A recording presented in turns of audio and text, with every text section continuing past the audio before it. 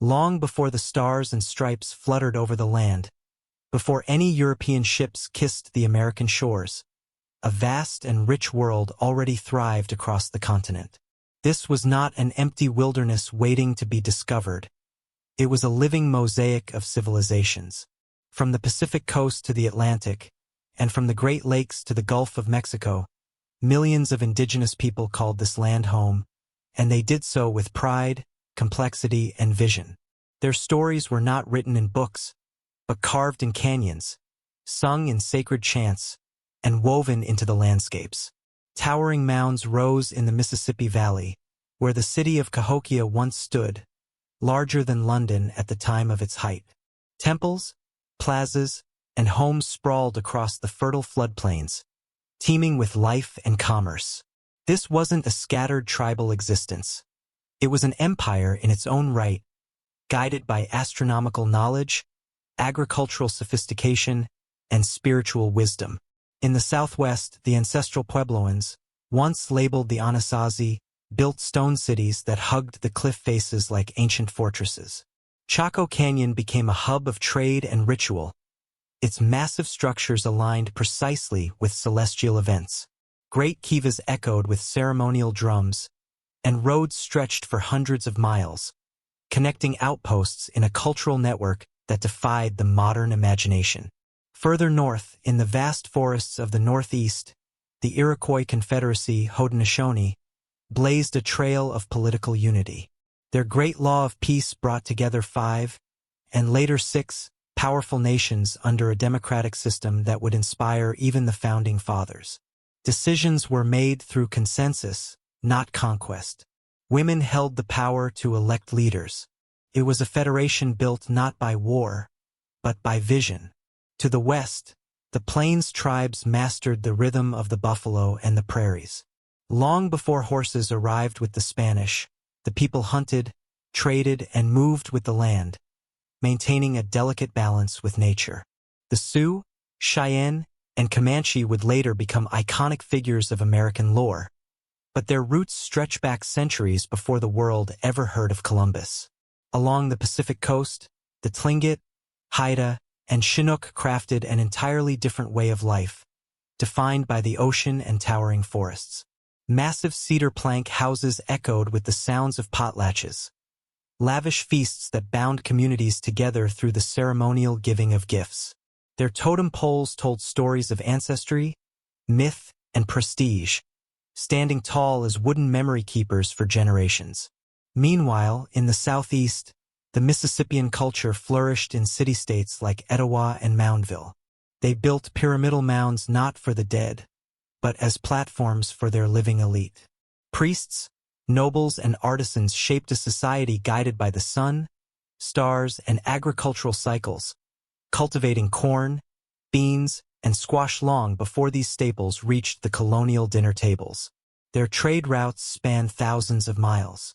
Obsidian from the Rockies, shells from the Gulf, copper from the Great Lakes, all flowed through these ancient arteries of commerce.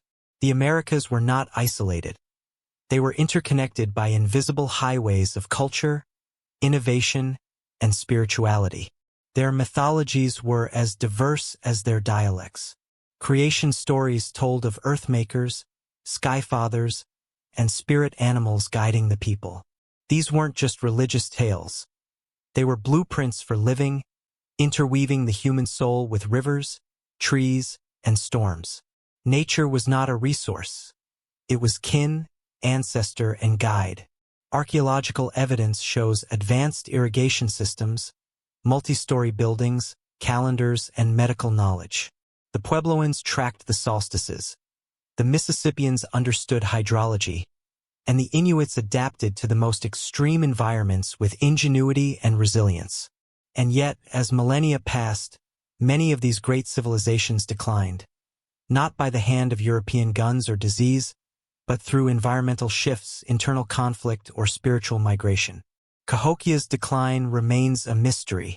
Chaco Canyon fell silent long before a single musket fired in the New World. But their echoes never faded. Oral tradition kept their legacies alive. Around fires, Elders passed on the histories not to remember the past, but to prepare the future. Songs held the codes of survival. Dances mapped celestial events. Even in the absence of steel or wheels, these civilizations achieved greatness through wisdom inherited over generations. When Europeans finally arrived, they stepped into a land not of savages, but of sovereign nations. Some welcomed the strangers, others resisted, but none were ignorant of their own identity. They had stories older than European maps, names for rivers that no ship had ever charted, and languages richer than any tongue spoken across the Atlantic. To the settlers, America was a new world, but to its original inhabitants, it was ancient and sacred. Every tree had a spirit, every mountain had a name, and every people had a destiny. This was not a land waiting to be claimed. It had already been claimed, lived, and loved. But history, cruel as it often is, does not always preserve what it should. Smallpox would soon sweep through villages like wind through dry grass. Treaties would be broken. Lands would be seized. Yet the spirit of these first Americans would not vanish. It would adapt, survive, and endure. Today, their blood runs in the veins of millions. Their languages are being revived. Their knowledge is being reawakened. And their story, once silenced, is finally being told with truth and reverence. This chapter is not a prelude. It is a pillar. For the story of the United States cannot be told without first honoring the people who gave the land its first heartbeat. The first Americans were not footnotes, they were founders. And long before the flag was ever raised, their banners of wisdom, tradition, and survival flew high across the windswept plains and shadowed valleys of the land we now call America. Long before Columbus's sails appeared on the horizon, whispers of a land beyond the Atlantic danced through Norse sagas like half-remembered dreams. These tales spoke of a place lush and wild, teeming with timber, fish, and mysteries untouched by Christendom. Around the year 1000 AD, one man set his sights on those whispers and changed the map of history without knowing it. Leif Erikson, son of the legendary Eric the Red, was no stranger to dangerous voyages. Born in Iceland and raised in Greenland, Leif was raised on the edge of the known world. With the daring that pulsed through every Viking's blood, he gathered a crew and set his longboat westward, seeking not conquest, but curiosity. His journey led him across the icy corridor of the North Atlantic, navigating a path that few dared attempt. Wind and wave carried them past rocky Greenland, until at last they reached a strange, rugged coast, forested, fertile, and silent. This was no myth. This was land. What Leif discovered was likely the northern tip of Newfoundland, in modern-day Canada. He named it Vinland, Wineland, perhaps for the wild grapes that grew there, or perhaps simply to make it sound like paradise. Either way, it was a world untouched by Europe's grasp, a place of staggering potential. The Norse built a small settlement known as Lance aux Meadows, now a UNESCO World Heritage Site. Here, they raised timber structures, forged iron, and wintered amid the icy unknown. For a brief flicker of time, Norse feet walked North American soil, and with them came the first documented encounter between the Old World and the New. But Vinland was not empty. The Norse soon came into contact with the indigenous peoples of the region, likely the ancestors of the Beothuk. What began as cautious distance quickly turned into hostility. The Norse called them Skrælings, a term meaning wretches, though it was the newcomers who found themselves overwhelmed by the resilience and resistance of the land's true stewards. Clashes erupted, arrows and axes flew, and in the end, Leif's colony, like a campfire in the rain, was extinguished. The Norse returned to Greenland, leaving behind no permanent trace but legend, bones, and sagas passed down through centuries. Europe, preoccupied with feudal wars and papal decrees, paid little attention to this strange Western venture. To them, Asia still glittered with gold and spices. The thought of a vast continent between them and the riches of the Orient seemed too absurd to consider. And so, for nearly 500 years, the shores of North America would go untouched by European ambition. But the winds were changing. By the 15th century, European powers had begun casting their eyes outward. The Ottomans' grip on eastern trade routes forced Spain and Portugal to look west in search of a sea passage to India. The age of exploration had dawned, and its consequences would reshape the planet. In 1492, under the banner of Castile and Aragon, Christopher Columbus set sail westward across the unknown. Unlike Leif, he believed he had reached the East Indies. He was mistaken, but his voyage would crack open the door that Leif had only nudged ajar. Columbus's discovery ignited a firestorm. The world was no longer vast and unknowable, it was conquerable. Within decades, Spanish galleons would chart coastlines, enslave civilizations, and carve empires across the Americas. The race for the New World had begun in earnest. Yet Leif Erikson's quiet legacy endured, buried beneath myth and moss. Though his impact was limited in scope, his journey was monumental in implication. It was a whisper that would eventually become a roar, a suggestion that the Atlantic was not a wall, but a bridge. In time, Leif would be celebrated not as a conqueror, but as a pioneer. Statues of him now stand in Boston, Chicago, and Reykjavik, honoring a man who dared to see past the edge of the world. Archaeology later vindicated the sagas. In the 1960s, Helga Ingstad and Stein Ingstad uncovered the remains of Norse structures in Newfoundland, confirming that the Viking presence was more than legend. It was history carved in earth and timber. What might have happened if the Norse had stayed? Could the Americas have become an extension of the Viking world, long before the age of gunpowder and empire? These questions haunt historians, but history has no room for what-ifs, only echoes. The tale of Leif Erikson stands as a prelude not just to the story of America, but to the dawn of globalization. It was the first contact, a meeting of worlds that foreshadowed the tidal wave of change that would follow. And though his voyage was lost to time for centuries, Leif's footsteps mark the first quiet chapter in the story of European exploration. He did not seek gold. He did not plant a flag. But he crossed an ocean to glimpse a land that would one day command the attention of the world. Before colonists, before conquest, and before revolution, there was Leif, a solitary figure sailing into the mist, guided not by maps, but by myth. And in that myth, a new world began to stir.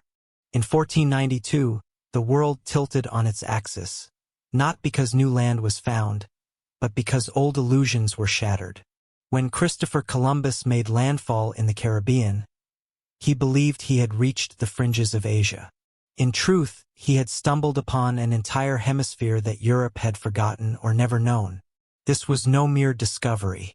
It was ignition. Columbus's voyage lit the fuse of an age that would redefine borders, belief systems, and the very concept of civilization. Behind him followed priests, soldiers, merchants, and monarchs, each with different dreams, but all with one ambition: possession. The Spanish crown, enthralled by tales of gold and spices, wasted no time laying claim to this new world. The Treaty of Tordesillas, brokered by the Pope in 1494, drew an invisible line through the Atlantic, dividing the world between Spain and Portugal, as if continents could be split by decree. The land, of course, had other ideas. What followed was not exploration, it was conquest. Hernán Cortés marched into Mexico and tore apart the Aztec Empire. Francisco Pizarro crushed the mighty Inca in the Andes. Entire civilizations collapsed beneath the weight of steel, disease, and betrayal. It was a collision of worlds, and only one would emerge dominant. But the Spanish were not alone for long. France, England, the Netherlands, and even Sweden raced across the Atlantic like sharks scenting blood. The coasts of the Americas became maps of rivalry and ambition. Every bay was a potential harbor. Every river, a path to glory. The scramble had begun. To the European mind, this land was a blank canvas. To its indigenous peoples, it was sacred and ancient, already written in the footsteps of ancestors. But European powers did not see what was, they saw what could be owned. And with that came centuries of colonization, displacement, and war. Florida became the first beachhead. The Spanish founded St. Augustine in 1565, the oldest continuously inhabited European settlement in North America.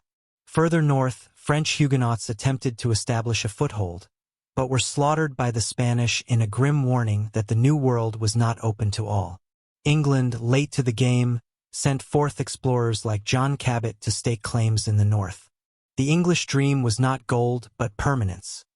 A new England across the sea, free from papal chains and courtly corruption. But ambition alone was not enough. Colonization proved brutal and uncertain. The ill-fated Roanoke colony vanished without a trace, leaving behind only the word Croton, carved into a tree. Disease, starvation, and hostility waited on every shore. For all its promise, the New World offered no easy welcome. Still, they returned again and again, learning each time how to endure. By the early 1600s, permanent settlements began to take root. The Spanish expanded westward from Mexico. The French claimed the interior rivers. The Dutch built trading posts in the north. And the English began a quiet revolution along the Atlantic coast. With colonization came commerce. Sugar, tobacco, cotton, crops that would fuel economies and empires.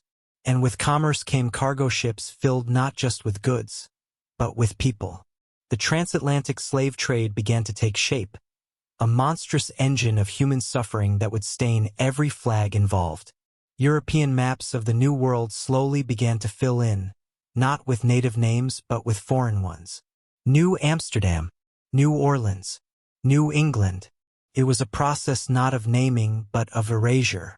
Yet the conquest was not total. Across the continent, indigenous nations resisted. They adapted, allied, and fought.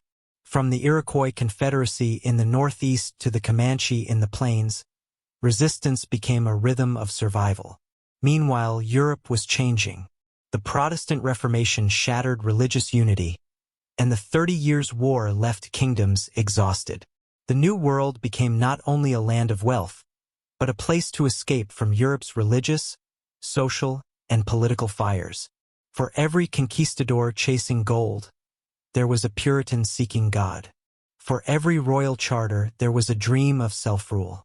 America, though not yet a nation, was already becoming a paradox. Built by conquest but full of promise. Columbus died in 1506, still believing he had reached the East Indies. He never knew the scale of what he'd set in motion. He would be revered, then reviled. His name etched into cities, but also into bitter debates. Was he a pioneer? A villain? A symbol? Perhaps all three. History rarely grants clean titles. But the tide he unleashed could not be reversed.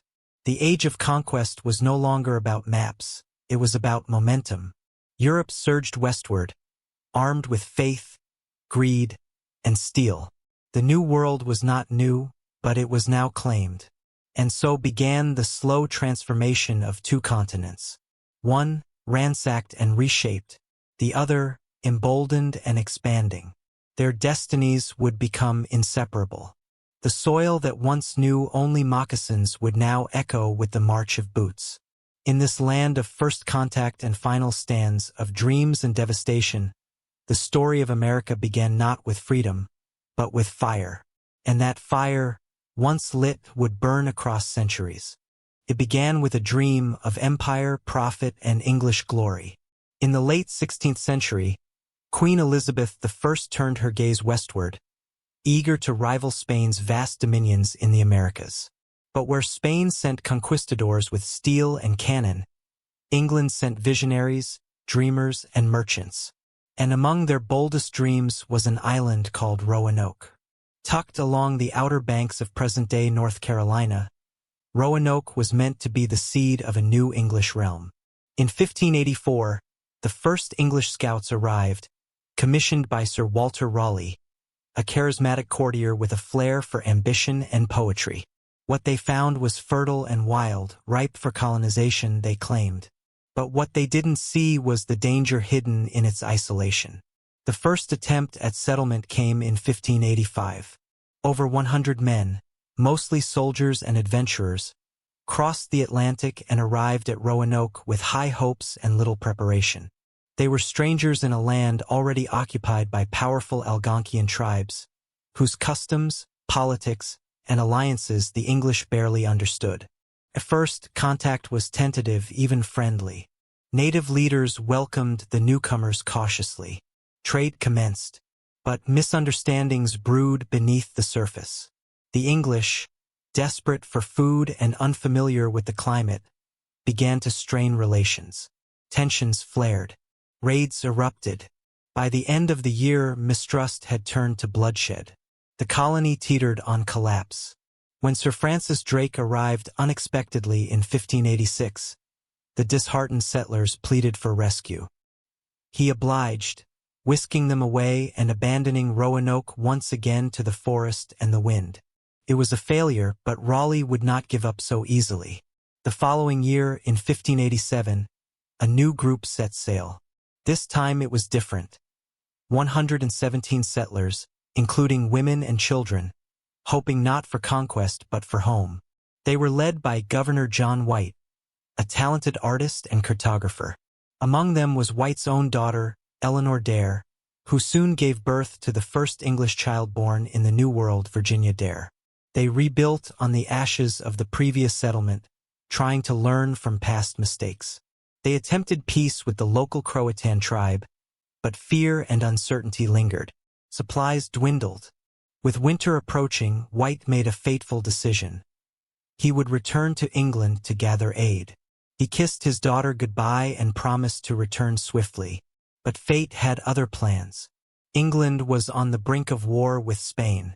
The Spanish Armada loomed. Ships were commandeered. Resources diverted. What was meant to be a brief journey became a 3-year exile. John White would not return to Roanoke until 1590. When he finally did, the sight that met him chilled his bones. The settlement was gone, utterly abandoned. No signs of struggle, no graves, no bodies. The only clues, the word CRO carved into a tree and Croton etched into a post of the palisade. There was no cross, the agreed-upon distress signal. It was as if they had vanished into mist.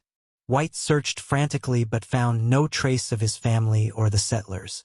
A storm prevented further exploration, and with a heavy heart, he sailed back to England, leaving behind one of the greatest mysteries in American history, the lost colony of Roanoke.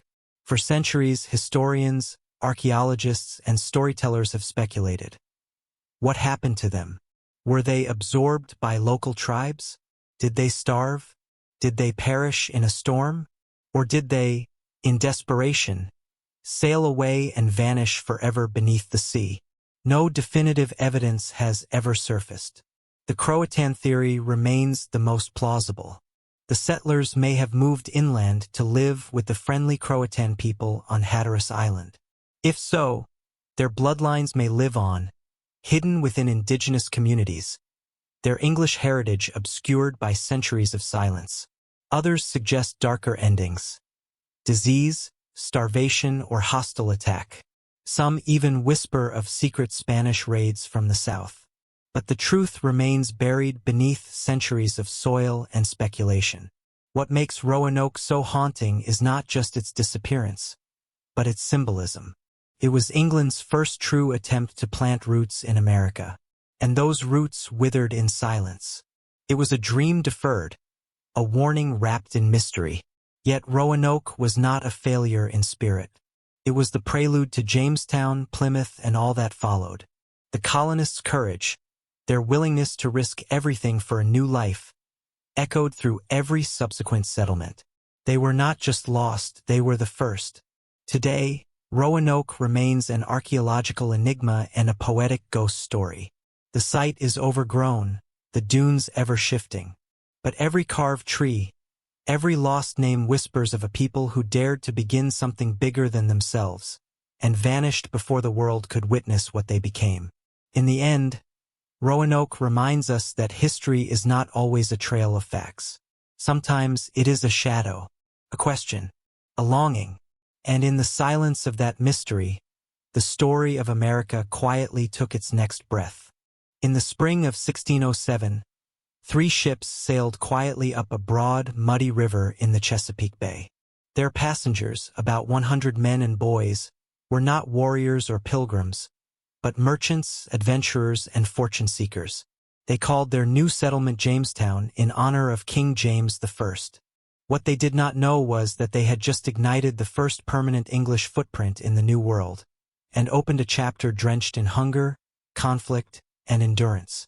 The Virginia Company, a joint stock enterprise, had funded the voyage not out of noble intention, but cold ambition. The goal was profit.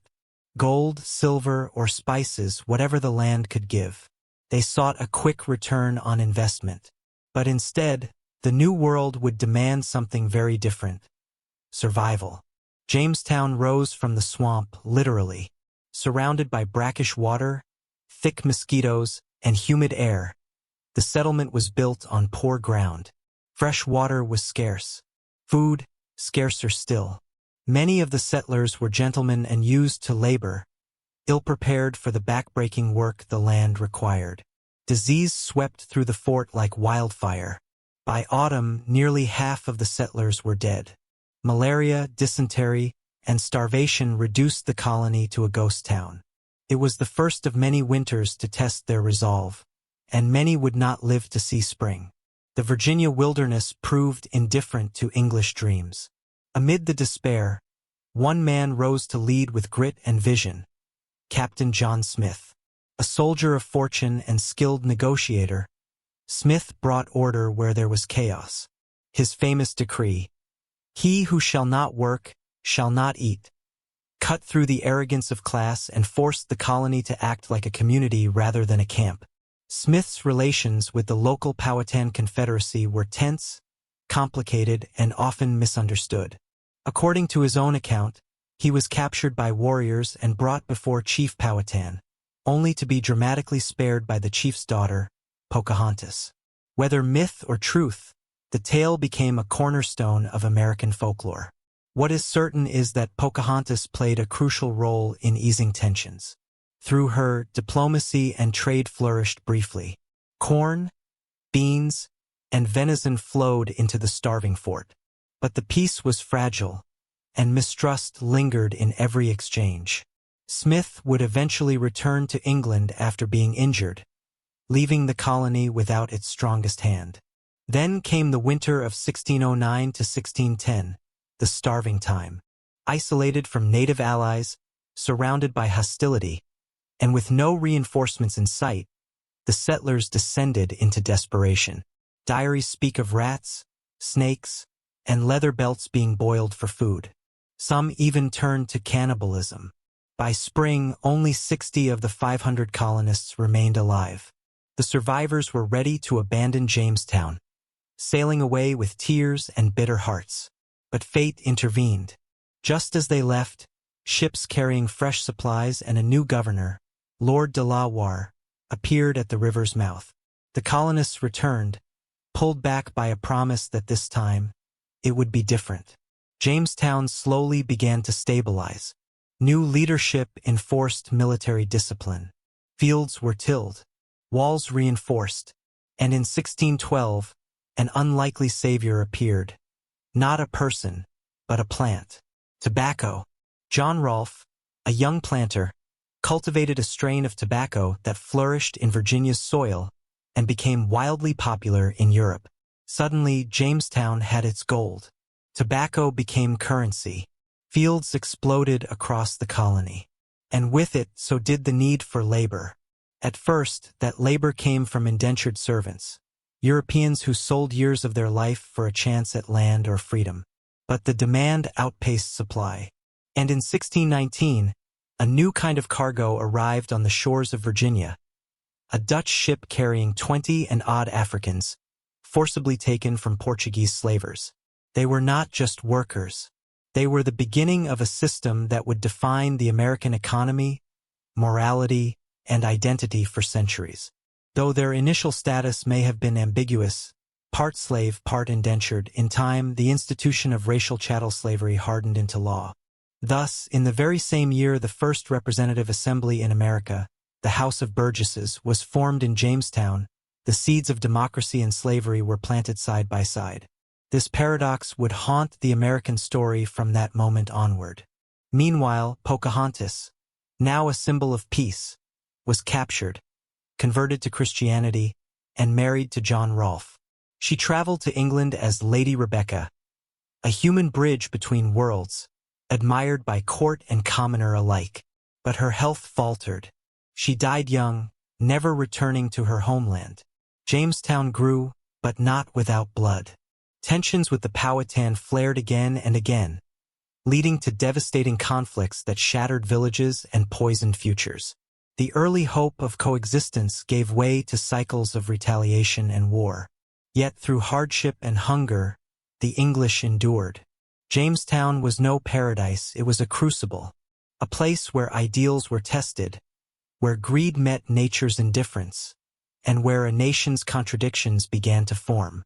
What emerged from those early decades was not just a town, it was the skeleton of a future republic. Ragged, bloody, flawed, but real. And from the banks of the James River, America's long, conflicted heartbeat began to echo through time. While Jamestown fought to survive on the humid banks of the James River, another story was quietly unfolding across the sea. A story not of profit, but of purpose. In the early 1600s, a group of English dissenters dreamed of a land where they could worship freely, live simply, and build a godly community untouched by the corruption of church and crown. They would come to be known as the Pilgrims. They were part of a larger wave of religious turmoil sweeping Europe. The Protestant Reformation had fractured Christendom, and England's own church, though severed from Rome, was no safe haven for dissent. The Pilgrims, also called separatists, believed the Church of England was beyond saving. For their defiance, they were persecuted, jailed, fined, or driven underground. Seeking refuge, they fled first to the Netherlands. But life in foreign cities wore on them. Their children began to adopt Dutch customs. They feared they were losing not only their faith, but their identity. And so they looked westward, to the distant shores of America, where they might begin again. In 1620, 102 men, women, and children boarded a cramped ship named the Mayflower. Their destination was the northern edge of the Virginia Territory. But storms drove them far off course. After a grueling 66-day voyage, they landed on the windswept shores of Cape Cod, far north of their intended settlement. They named their new home Plymouth. But before setting foot on land, they drafted a document that would echo through American history, the Mayflower Compact. It was simple yet radical, an agreement to govern themselves, to create just and equal laws for the good of the colony. It was the first written framework of government in the New World. Winter fell swiftly and cruelly. With no shelter, scarce food, and disease rampant, nearly half of the settlers died within months. The dead were buried in secret to hide their dwindling numbers from nearby tribes. At times, only a few were strong enough to bury the others.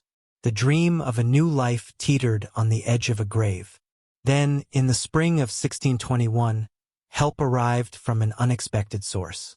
An English-speaking Patuxet man named Tisquantum, known as Squanto, appeared at their camp.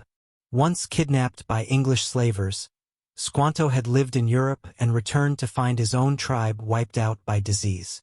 Now alone, he became a bridge between worlds.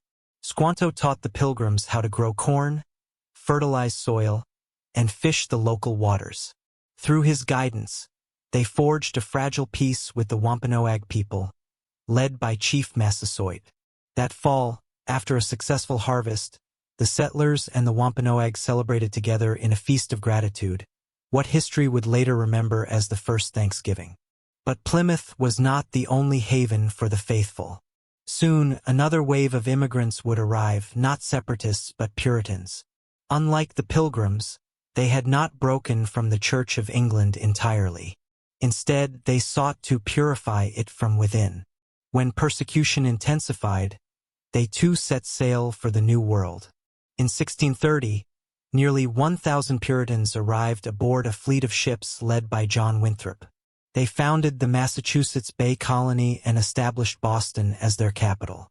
Winthrop envisioned their society as a city upon a hill, a beacon of godliness for the world to admire. The Puritans were disciplined, orderly, and determined. Their theocracy blended church and state, punishing dissent with banishment or worse. They believed they were building not just a colony, but a covenant with God. Yet their vision of freedom often excluded others. Those who questioned Puritan authority, like Roger Williams and Anne Hutchinson, were cast out. Williams fled south and founded Rhode Island, a haven for religious liberty. Hutchinson, after being tried for her heretical views, was exiled and later perished in New York. Dissent, even when sincere, had no place in the Puritan order. Still, the colonies grew. Education became central. Harvard College was founded in 1636 to train ministers. Towns sprang up with meeting houses at their center. Laws governed everything from dress to church attendance. It was a world shaped by scripture and sustained by labor. As the decades passed, the distinction between Plymouth and Massachusetts Bay blurred. They eventually merged in 1691. But their legacy was set. A foundation of self-rule, moral rigor, and communal responsibility. In the crucible of Puritan New England, the seeds of American identity took root. The native peoples, meanwhile, watched their world change. Land deals often turned to land theft. Diseases continued to ravage their populations. What began as diplomacy slowly turned into dispossession. Though Thanksgiving lives on as a symbol of harmony, the years that followed saw growing tension. The peace between settlers and tribes fractured, eventually leading to brutal conflicts like King Philip's War, a story still to come. Yet in these early days, before muskets roared and treaties crumbled, there was a flicker of possibility. A moment when strangers shared corn and prayer, and for a brief season walked the same path. The Pilgrims and Puritans did not find Eden, but they built something lasting. A belief that faith, freedom, and self-governance could shape a nation. It was messy, it was flawed, but it was bold. And from these modest beginnings in the rocky New England soil, a new kind of society was taking shape, one that would, in time, challenge empires, rewrite laws, and reimagine liberty for the world. While English settlers toiled in the tobacco fields of Virginia and prayed beneath the wooden churches of New England, other empires carved their marks into the continent.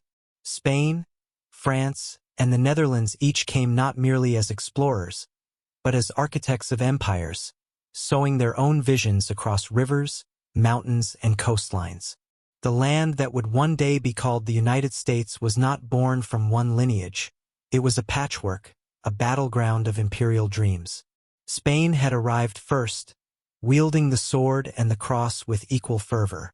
From the moment Columbus stepped onto Caribbean shores, Spain launched a sweeping conquest of the Americas, dominating much of Central and South America. But by the mid-1500s, Spanish ambition turned northward, toward the present-day southern United States. In 1565, Spain founded St. Augustine in Florida, the first permanent European settlement in what would become the continental U.S. It was a military outpost, a religious mission, and a warning shot to any rivals. St. Augustine was not gold-laden like Peru, but it was strategic. From there, Spain pressed westward, establishing missions and forts across the future states of Georgia, Alabama, Texas, New Mexico, Arizona, and California.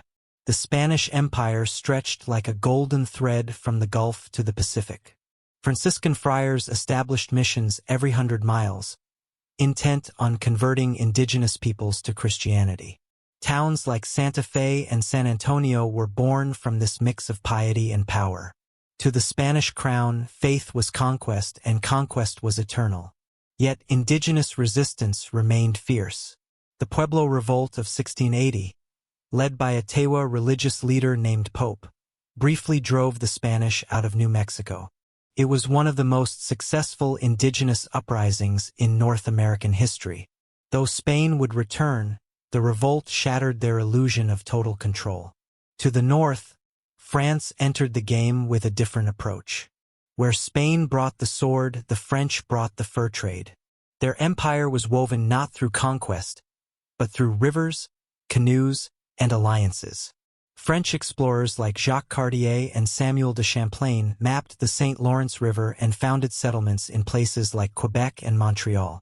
French traders ventured deep into the interior, forming ties with Huron, Algonquin, and Ojibwe nations. They lived among the tribes, married their daughters, and created a unique culture of Métis, people of mixed French and indigenous ancestry. This blend of worlds, though imperfect, often bred trust rather than tyranny. By the 1670s, France laid claim to a massive stretch of the continent, from the Great Lakes to the Gulf of Mexico. Explorers like Marquette and Joliet charted the Mississippi River.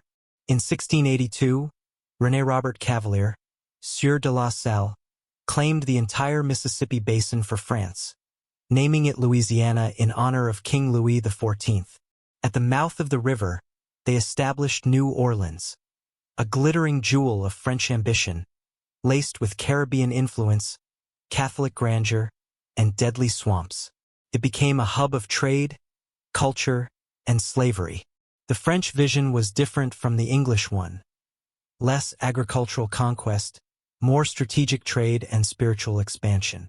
And then there were the Dutch, traders first, colonists second. In 1624, the Dutch West India Company established New Netherland, centered around the Hudson River. They purchased the island of Manhattan from the Lenape people, reportedly for trinkets worth around $24, and built the town of New Amsterdam. The Dutch colony thrived on commerce. It was cosmopolitan, with settlers from all over Europe, Africans both enslaved and free, and indigenous allies and adversaries. They tolerated religious diversity, fostered free trade, and welcomed dissenters. In many ways, it was a prototype of the multicultural city New York would become. But the Dutch had few illusions of permanence. Their military presence was light, their ambitions commercial, and their vulnerability obvious. In 1664, the English seized New Amsterdam without firing a shot. They renamed it New York, and with it, swallowed the Dutch dream of empire. Though their rule was brief, the Dutch influence endured. They left behind street names, attitudes, and a flair for enterprise. The concept of religious tolerance, championed in New Netherland, would find new life in later American ideals. Meanwhile, the Spanish and French empires expanded cautiously, ever aware of the growing English threat. Tensions brewed along invisible borders. The continent, though vast, was shrinking under the weight of ambition. In many areas, indigenous peoples played the empires against one another. Tribes negotiated, allied, or fought, wielding European powers like pieces on a chessboard. For them, the struggle was not about flags, but survival. The clash of these imperial worlds, Spanish missions, French trading posts, Dutch ports, and English colonies, created a complex tapestry across North America. Borders were drawn in ink, then redrawn in blood.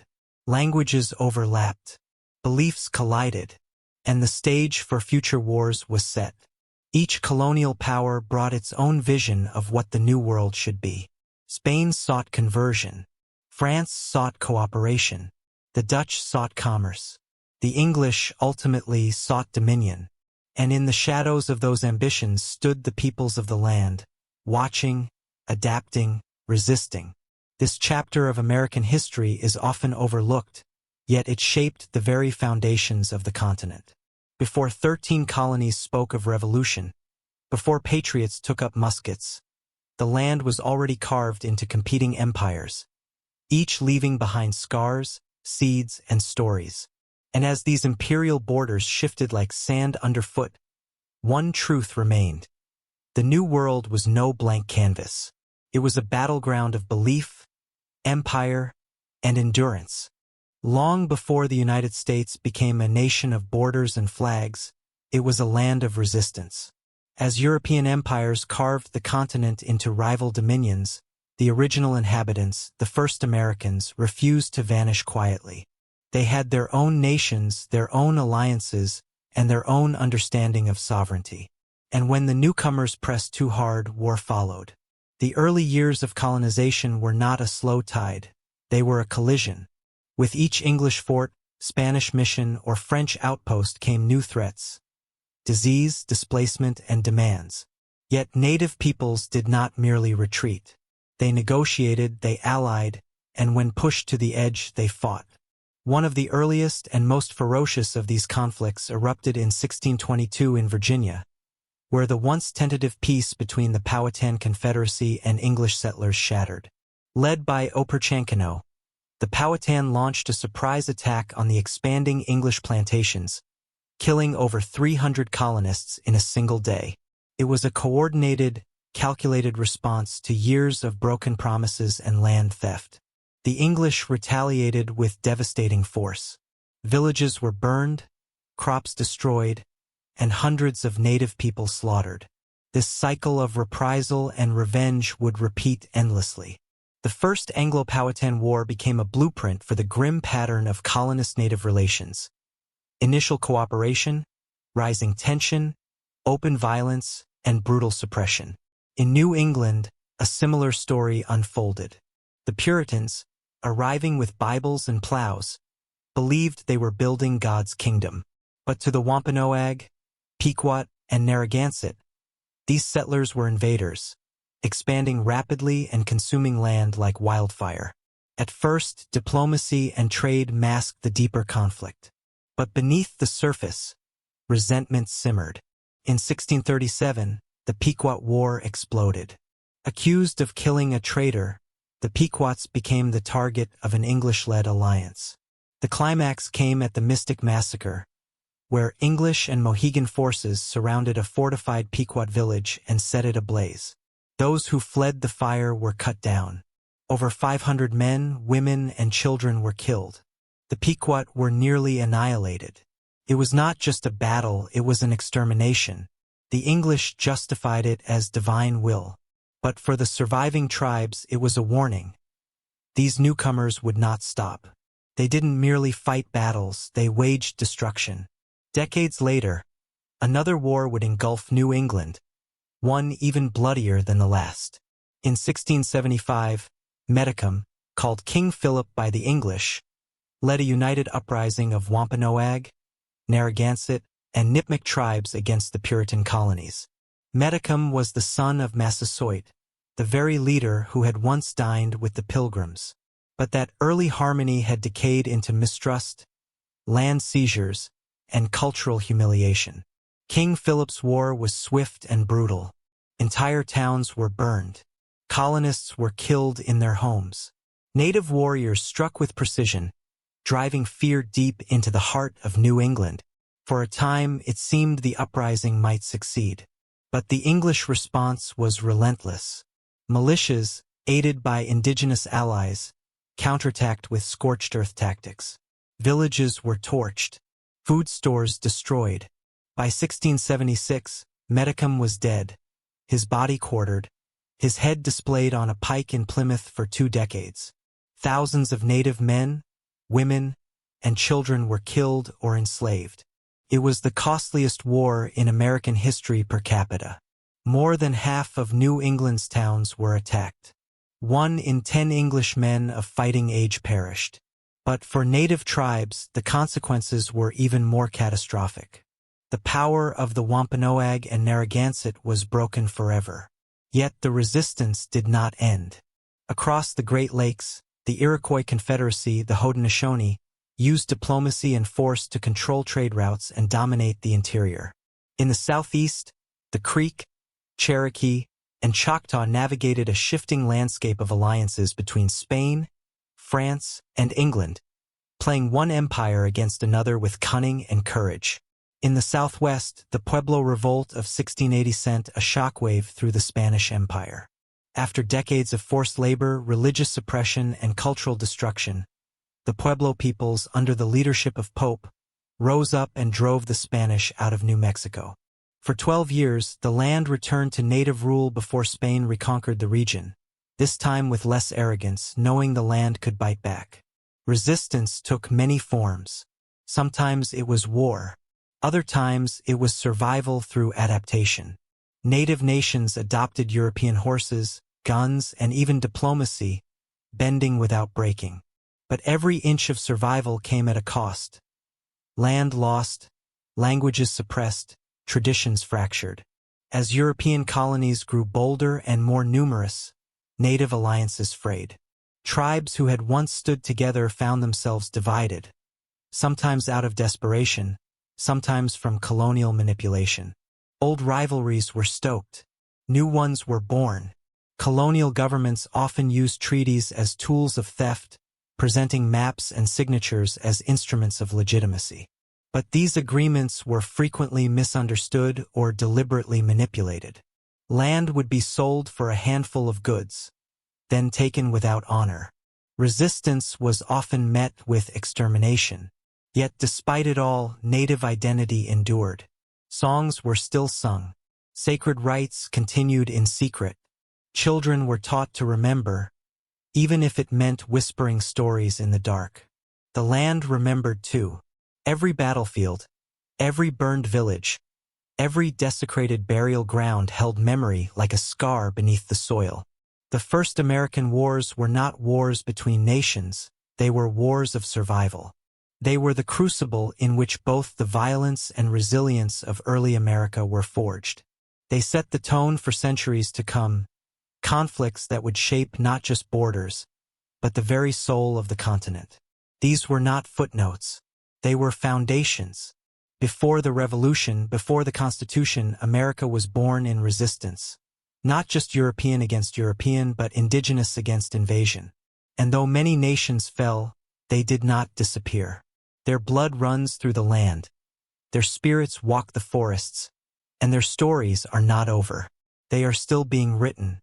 By the mid-18th century, the map of North America was a tangle of European ambition. Spain ruled the south and the far west. England gripped the Atlantic coast. And France, quietly, patiently, had claimed the heart of the continent. The Mississippi Valley, the Great Lakes, and the northern forests. Yet between every fort and river, one truth loomed. War was coming. The French and Indian War did not begin in Europe. It began in the wilderness of the Ohio Valley, where rivers crossed and empires collided. Both Britain and France claimed the region.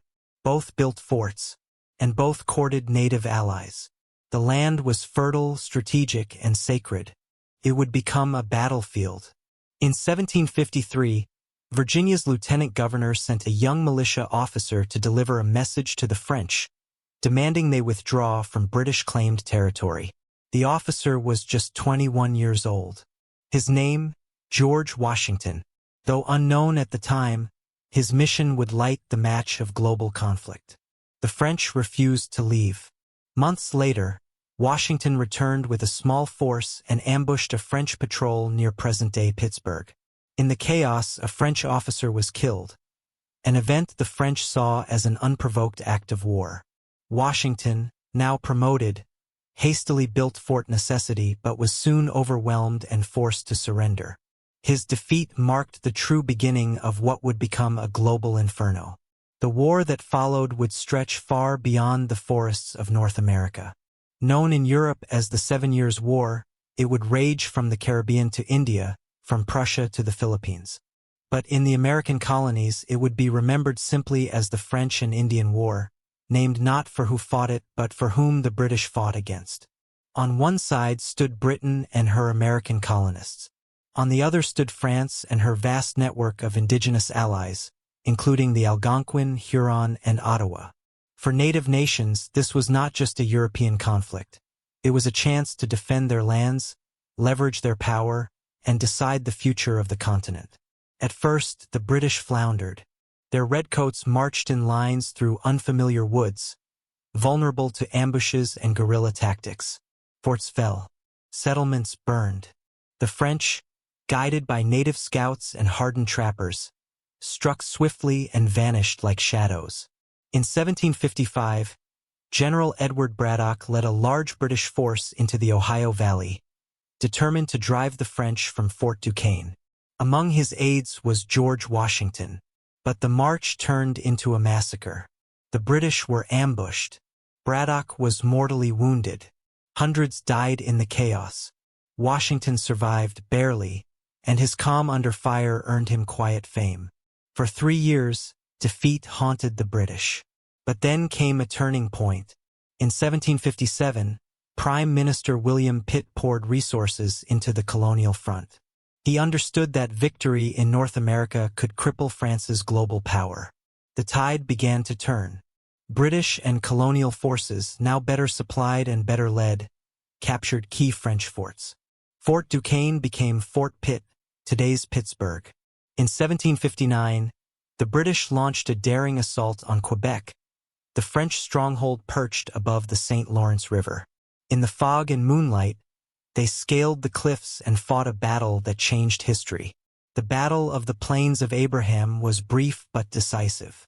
British General James Wolfe and French Commander Montcalm were both mortally wounded, but Quebec fell. The heart of New France was cut out.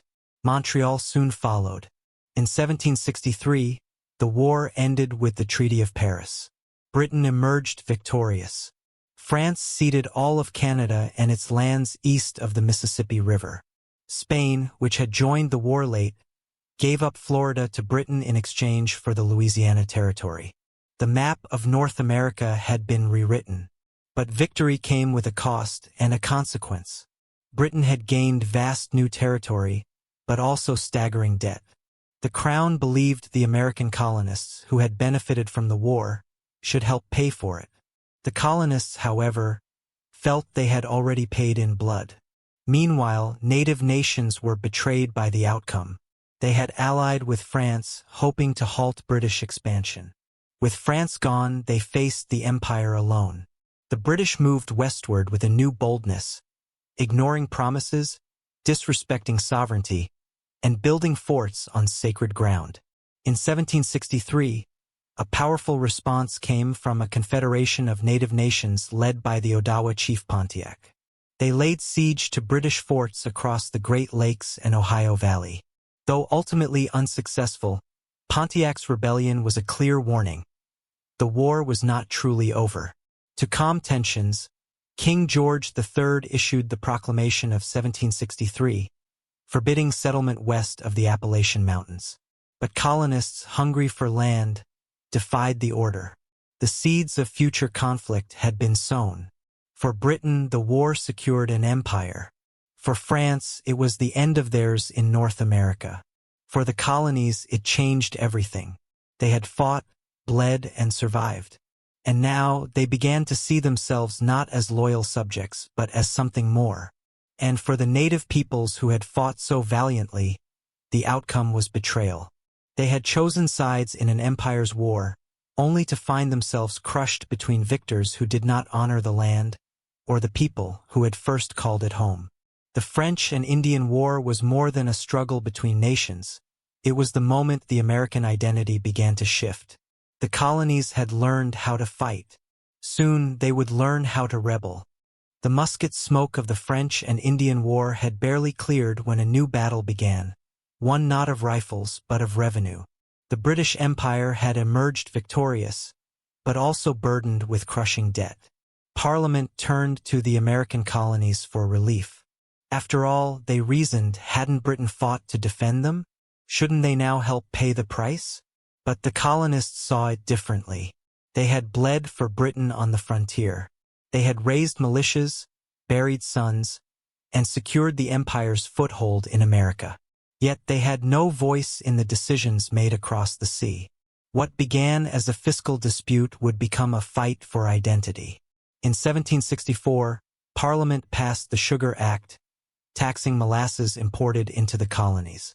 The revenue was intended to fund British troops stationed in America.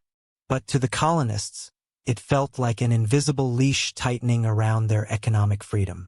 Even worse, the law allowed British officials to try smugglers in admiralty courts, judges with no juries and little sympathy. A year later came the spark that ignited colonial fury, the Stamp Act of 1765. It required that nearly every printed document, from newspapers and contracts to playing cards, carry a paid tax stamp. It was the first direct internal tax levied on the colonists, and it was met with a firestorm. Across the colonies, resistance flared. Merchants boycotted British goods. Newspapers thundered with outrage. The cry rose from Boston to Charleston, "No taxation without representation." The colonies had no elected members in Parliament. How, then, could they be taxed? In taverns and town halls, a new generation of leaders emerged. They were lawyers, printers, and farmers, but their voices carried revolutionary power. Among them was Patrick Henry, who stood before the Virginia Assembly and warned the Crown, "If this be treason, make the most of it." In Boston, a secret society called the Sons of Liberty formed. Led by men like Samuel Adams, they staged protests, intimidated tax collectors, and turned public sentiment against British authority. In some towns, effigies of royal officials were hanged or burned. Mobs ransacked the homes of those who tried to enforce the tax.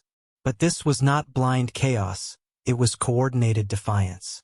In October 1765, representatives from 9 colonies met in New York for the Stamp Act Congress. It was the first unified colonial action against Britain. They petitioned the king, declaring their loyalty but demanding their rights as Englishmen. They wanted representation, not rebellion. The pressure worked. In 1766, Parliament repealed the Stamp Act. Bells rang in colonial streets. Celebrations erupted. But the victory was laced with warning. On the same day, Parliament passed the Declaratory Act, asserting its right to legislate for the colonies in all cases whatsoever. The shadow of control had not disappeared, it had simply shifted.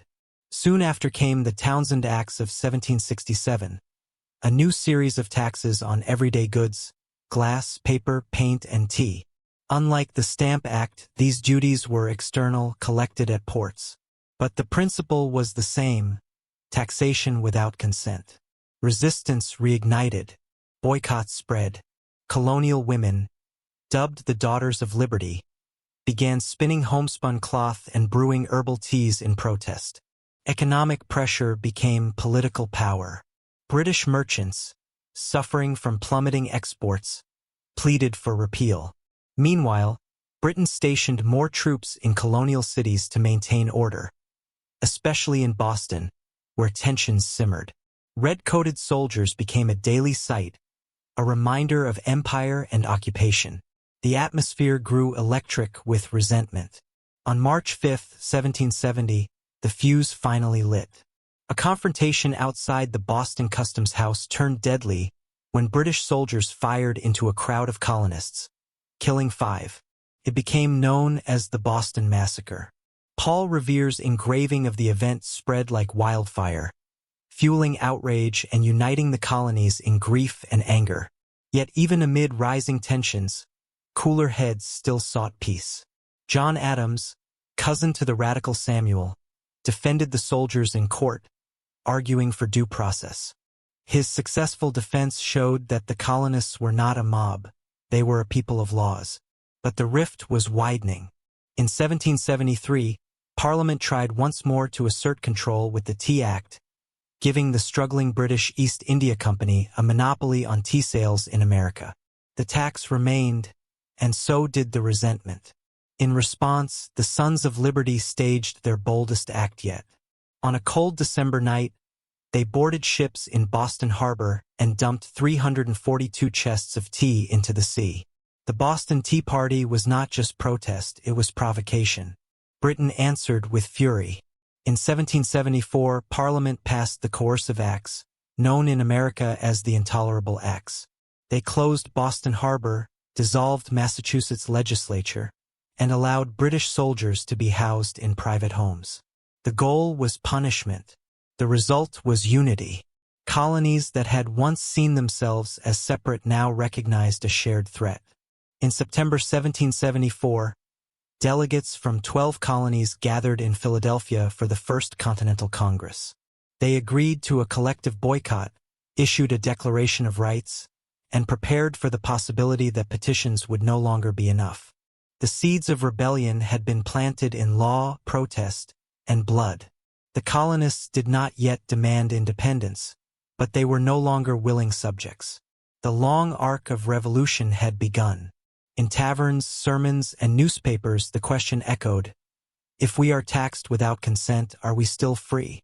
And if not, what must we become to claim that freedom? By the end of 1774, Boston stood as the burning heart of colonial defiance. The harbor lay closed under British blockade, its economy strangled, its people silenced by martial law. Redcoats patrolled cobbled streets while British warships loomed offshore. Parliament had intended to isolate Boston, to make it a cautionary tale. Instead, they made it a martyr. Across the colonies, outrage turned into solidarity. Food, supplies, and money poured into the city from Virginia, Pennsylvania, and beyond. What had begun as a Massachusetts crisis had become a shared cause. The colonies, once fragmented, were beginning to move with a single heartbeat. The First Continental Congress, convened in Philadelphia in 1774, was a gathering of voices once loyal, now wary. Among them were men who would soon become legends: George Washington, Patrick Henry, John Adams. They debated, prayed, and voted not yet for revolution, but for resistance. They issued a Declaration of Rights. They called for a colonial boycott of British goods. They prepared militias. The tide was turning. Back in Boston, tensions escalated with every passing week. British General Thomas Gage, now governor of Massachusetts, tried to disarm the local militias quietly. He sent spies to gather intelligence. But the countryside was already awake. Local Minutemen drilled in fields at dawn. Weapons were hidden in barns and church basements. The colonial resistance was no longer theoretical, it was preparing for war. In April 1775, Gage made his move. He ordered troops to march from Boston to Concord, a town rumored to house rebel weapons. On the way, they were to arrest Samuel Adams and John Hancock, seen as the firebrands of the rebellion. The march would be secret. The message would be clear. Resistance would be crushed. But the countryside was watching. On the night of April 18th, two riders, Paul Revere and William Dawes, set off under cover of darkness. The British are coming. Revere is famously remembered to have said, though he likely cried out something closer to, "The regulars are out." Regardless, the alarm rang far and wide. As dawn broke on April 19th, 1775, British troops reached Lexington. There, on the village green, 77 colonial militiamen stood in formation, nervous, armed, and unsure. A British officer barked at them to disperse. Someone, no one knows who, fired a shot. That single crack echoed across history. The shot heard round the world. A brief, chaotic skirmish followed. 8 colonists lay dead. The British marched on to Concord, but the weapons had been moved. At the North Bridge, they met fierce resistance. Colonial militias fired from behind trees, stone walls, and fences. As the British retreated to Boston, they were harassed relentlessly along the road, ambushed by farmers, blacksmiths, and boys-turned-soldiers. By day's end, nearly 300 British troops were killed or wounded. The colonial militias had proved they could fight, and that they would. News of Lexington and Concord spread like wildfire. In New England, militia units poured toward Boston, surrounding the city. What had begun as protest had now become siege. The Revolutionary War had begun, not with a declaration, but with blood. Inside Boston, British forces braced for conflict. Outside, thousands of armed colonists dug in. The makeshift army had no uniforms, few supplies, and little training. but it had resolve. And at its head, the Second Continental Congress prepared to act. In May 1775, the Congress reconvened. This time, unity was stronger, though still fragile. Some delegates still clung to hope of reconciliation. Others spoke openly of independence. But the urgency was undeniable.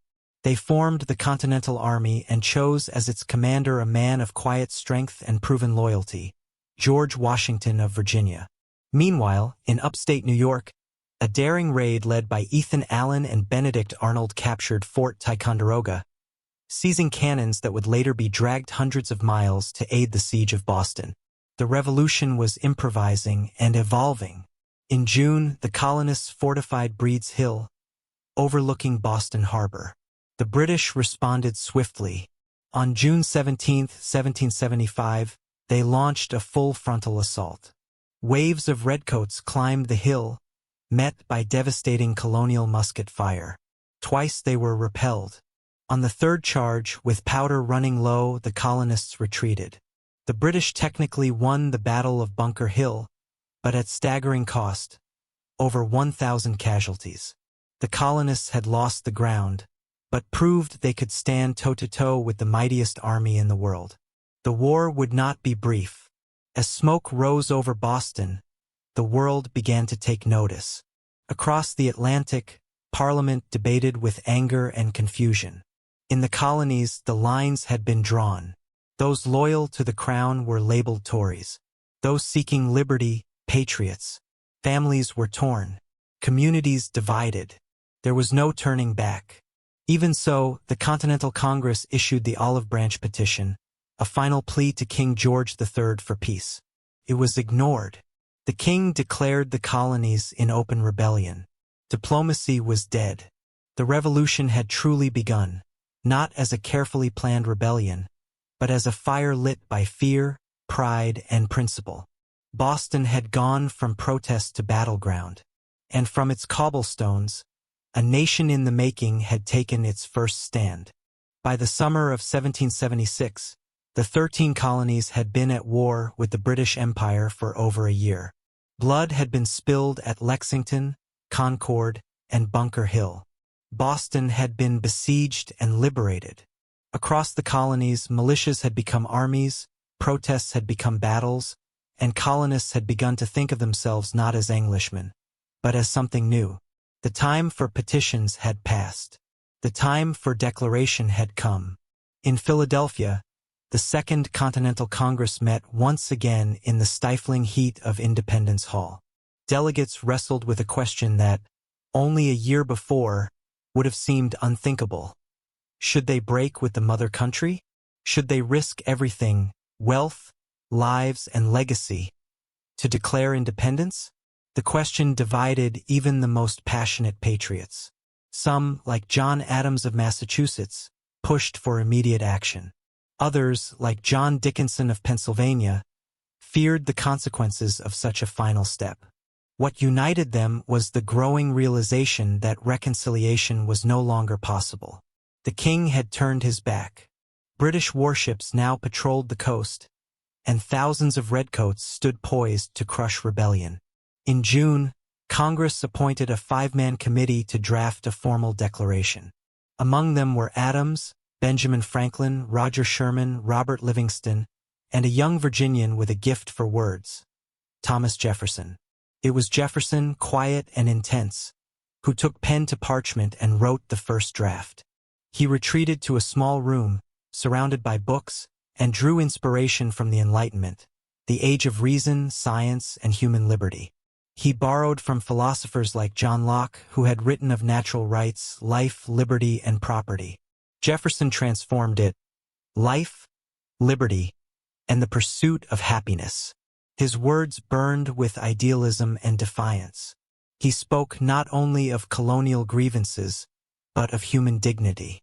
"We hold these truths to be self-evident," he wrote, "that all men are created equal." It was not just a declaration of independence. It was a manifesto for a new world. The document listed 27 specific grievances against King George III. He had dissolved legislatures, imposed taxes without consent, quartered troops, and waged war against his own people. Each accusation was a nail in the coffin of imperial legitimacy. The king was no longer protector, he was tyrant. On July 2, 1776, Congress voted in favor of independence. 2 days later, on July 4th, they approved Jefferson's final draft. The Declaration of Independence was adopted, not with fireworks, but with quiet certainty and solemn purpose. The room did not erupt in cheers. Instead, there was a heavy silence. They knew the gravity of their act. Each man who signed the document committed an act of treason. "We must all hang together," Benjamin Franklin quipped. "Or, most assuredly, we shall all hang separately." They signed their names not as rebels, but as founders of something unprecedented, a republic born not of lineage, but of principle. The Declaration was printed and distributed by John Dunlap, Philadelphia's printer. Riders carried it to towns and cities. In village greens and churchyards, it was read aloud to cheering crowds. For the first time, the colonies called themselves not subjects, but states. Not colonies, but a country. The news reached Europe like thunder. In London, Parliament scoffed. In Paris, it stirred interest. France, already a silent observer of the rebellion, now saw potential. The Declaration spoke to universal ideals: liberty, justice, self-rule. Even in monarchies, its words pierced like arrows. But independence on paper was not yet independence in fact. The British Army was regrouping. In August 1776, they would strike hard at New York City, forcing Washington's army into retreat. The road ahead would be long, bitter, and uncertain. Still, the Declaration was more than a war cry.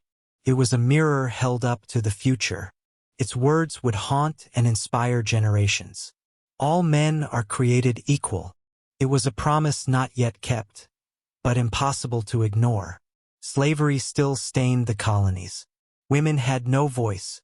Indigenous nations were dismissed as merciless savages. But the ideals Jefferson penned would one day be wielded by abolitionists, suffragists, and civil rights leaders. The revolution was not a moment. It was a beginning. And though Jefferson's quill was guided by lofty ideas, the revolution was fought in muddy fields and frozen forests. The Declaration gave it meaning. It gave the suffering a name. It made the war not just a fight for territory, but a fight for a new idea: that governments derive their power from the consent of the governed. Thus, a collection of merchants, farmers, lawyers, and philosophers had dared to tell the most powerful empire on earth that they no longer recognized its rule. And in doing so, they gave birth to a nation, not yet perfect, not yet whole, but boldly alive. The United States of America had been declared. Now it would have to be defended. As the ink dried on the Declaration of Independence, the new nation found itself cornered. Declared but not secured, born but barely breathing. The British Empire, enraged and humiliated, would now respond with overwhelming force. And standing between annihilation and liberty was a tall, solemn Virginian in a blue uniform, George Washington, Commander-in-Chief of the Continental Army. Washington had no illusions about the fight ahead. His troops were mostly farmers, blacksmiths, and boys, brave but untrained, poorly clothed, and often unpaid. Many lacked shoes. Some lacked muskets. Disease swept through camps more swiftly than enemy fire. Yet Washington remained composed, a figure of grit and grace, anchoring a revolution held together by threadbare will. The British struck hard and fast. In August 1776, General William Howe landed over 30,000 troops, British regulars and German mercenaries called Hessians, on Staten Island. They aimed to crush the rebellion in a single blow. New York, a strategic port and cultural crossroads, was their prize. Washington positioned his forces across Brooklyn Heights, determined to hold the line. But the British outmaneuvered him, flanking the Americans in the Battle of Long Island. The Continental Army was battered, outnumbered, and nearly trapped. Only a daring overnight retreat across the East River, shrouded in fog, saved them from destruction. Washington had lost the city, but preserved the war. In the months that followed, the British chased the Continental Army down through New Jersey, capturing fort after fort. Morale plummeted. Soldiers deserted. Congress fled Philadelphia. By December, the revolution teetered on the edge of collapse. British officers toasted in taverns, certain that rebellion would die with the winter. But Washington was not done. On Christmas night, 1776, he launched a bold counterattack. In the freezing darkness, he led 2,400 men across the icy Delaware River, surprising a Hessian garrison at Trenton. The victory was small in numbers but seismic in spirit. It electrified the colonies, proving that the fight was not over. A week later, he struck again at Princeton, outmaneuvering Cornwallis and delivering another stunning blow. These victories didn't break British power, but they revived American belief. Washington had become more than a general. He was now the revolution's soul. Still, the war dragged on. In 1777, British forces hoped to isolate New England by seizing the Hudson River Valley. General John Burgoyne marched south from Canada with a lavish army, expecting support from Howe.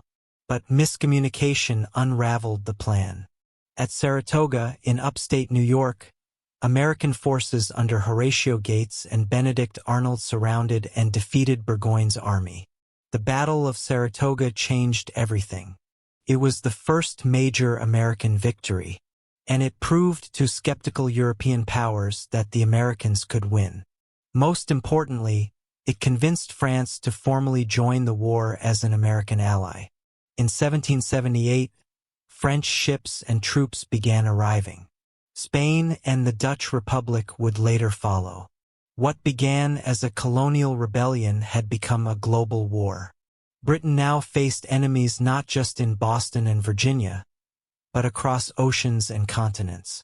But before the tide turned, the Americans endured their darkest winter. At Valley Forge, outside Philadelphia, Washington's army camped in misery. Nearly 2,000 men died from cold, hunger, and disease. Washington wrote, "Naked and starving as they are, we cannot enough admire the incomparable patience and fidelity of the soldiery." Yet amid the suffering, transformation took place. A Prussian officer named Baron von Steuben arrived to drill the men. His strict training and discipline forged the army into a more professional force. By spring, they marched with new purpose. As years passed, the war shifted south. The British hoped to rally Loyalist support in Georgia and the Carolinas. They captured Savannah and Charleston with ease. But the countryside turned into a battlefield of brutal guerrilla warfare, led by men like Francis Marion, the Swamp Fox, who struck from the shadows and disappeared into the forests. Meanwhile, Benedict Arnold, once a hero of Saratoga, betrayed the American cause. Angry over being passed for promotion and in debt, he conspired to surrender West Point to the British. His treason was discovered, and he fled, but his name became a stain, synonymous with betrayal. The war became one of attrition. Skirmishes burned across the frontier. Villages were razed. Civil war broke out within communities, patriots against loyalists, neighbor against neighbor. It was not a neat war of lines and flags. It was raw and personal. Washington, though weary, endured. He knew victory would not come from glorious battles alone. It would come from outlasting the enemy, from grinding persistence. His leadership was not flamboyant, it was unbreakable. By 1781, British forces under Lord Cornwallis had marched into Virginia, hoping to sever the South from the North. Instead, they found themselves trapped. Washington raced his army south, coordinating with French troops under Rochambeau and the French fleet under Admiral de Grasse. At Yorktown, Cornwallis was surrounded by land and sea. For weeks, artillery hammered his fortifications. On October 19, 1781, he surrendered over 7,000 troops. The British band played "The World Turned Upside Down." The war, in its final gasp, had ended with an American victory. Though the Treaty of Paris would not be signed until 1783, the outcome was clear. The United States had survived. Washington, offered a crown by some, instead resigned his commission and returned to Mount Vernon. The man who could have been king chose to be a citizen. That alone changed history. The revolution had been won, but not by declarations or speeches. It had been won by cold camps, lost battles, quiet leadership, and the will of a people who refused to yield. Washington had fought not for power, but for principle. And so, from a ragtag army led by a quiet farmer general, a new republic stood on the edge of the world, scarred, shaken, but free. The war was over, but the peace was fragile. In 1783, the Treaty of Paris confirmed what had once seemed impossible. The United States of America was now a sovereign nation. But the ink on the treaty masked a grim truth. Though free from the British crown, the new republic was a house without a frame. It had won its independence, but it had not yet defined what it meant to be a country. The Articles of Confederation, hurriedly crafted during wartime, served as the new nation's first constitution. But they were weak, more a loose alliance of states than a functional national government. There was no executive branch, no power to tax, and no ability to enforce laws. Congress could request money, but not demand it. The states were sovereign, but the Union was shaky. The country was drowning in debt. Soldiers returned from war unpaid. Veterans' certificates of service were traded for pennies on the dollar. Inflation ran rampant, and trade between states stalled under conflicting tariffs and currencies. The dream of independence threatened to unravel under the weight of its own disorganization. Tensions boiled over in 1786 with Shays' Rebellion. In western Massachusetts, angry farmers, many of them former soldiers, rose up against courts that were seizing their land over unpaid debts. Led by Daniel Shays, the rebels shut down courthouses and marched on a federal arsenal. The rebellion was eventually quashed, but the alarm was deafening. The federal government was powerless. America, though victorious, was still on the verge of collapse. Across the country, calls for reform grew louder. Statesmen realized that to survive, the republic needed a stronger foundation, one that could unite the states while protecting individual freedoms. In May 1787, delegates from 12 states met in Philadelphia to do just that. What followed was nothing short of a reinvention. The Constitutional Convention convened behind closed doors in the very hall where independence had been declared. The air buzzed with tension and vision. The delegates, among them James Madison, Alexander Hamilton, Benjamin Franklin, and eventually George Washington as president of the convention, knew the stakes. They were not revising the Articles, they were building an entirely new system of government. Madison, quiet but brilliant, came prepared with the Virginia Plan, proposing a strong central government with 3 branches: legislative, executive, and judicial. This separation of powers would prevent tyranny by balancing ambition against ambition. The legislative branch would be bicameral, one house representing population, the other giving equal voice to states. Small states balked at the idea of proportional representation. The debate nearly broke the convention, but compromise prevailed. The Great Compromise, brokered by Roger Sherman, created the House of Representatives based on population, and the Senate, where each state would have 2 seats. It was imperfect, but it held. Another moral battle raged beneath the surface: slavery. Southern delegates demanded protections for the institution that underpinned their economies. Northern delegates, many of whom loathed slavery, made concessions for the sake of unity. The 3/5 compromise counted enslaved people as 3/5 of a person for representation, a bitter stain baked into the nation's foundation. Still, the document was revolutionary. It enshrined checks and balances, defined the roles of President and Congress, and protected the rule of law. It gave the federal government the power to tax, regulate trade, and raise armies. But it also limited that power through elections, amendments, and the judiciary. The Constitution was signed on September 17, 1787, but ratification was far from certain. Across the states, heated debates erupted. Federalists like Hamilton and Madison argued for the new Constitution in a series of essays known as the Federalist Papers, laying bare the philosophical reasoning behind the document. Opponents, known as anti-federalists, feared centralized power. They demanded guarantees of individual liberties. In response, the Federalists promised to add a Bill of Rights, a series of amendments protecting freedom of speech, religion, press, assembly, and more. It was this promise that swayed enough states to ratify. On June 21, 1788, New Hampshire became the 9th state to ratify the Constitution, making it the law of the land.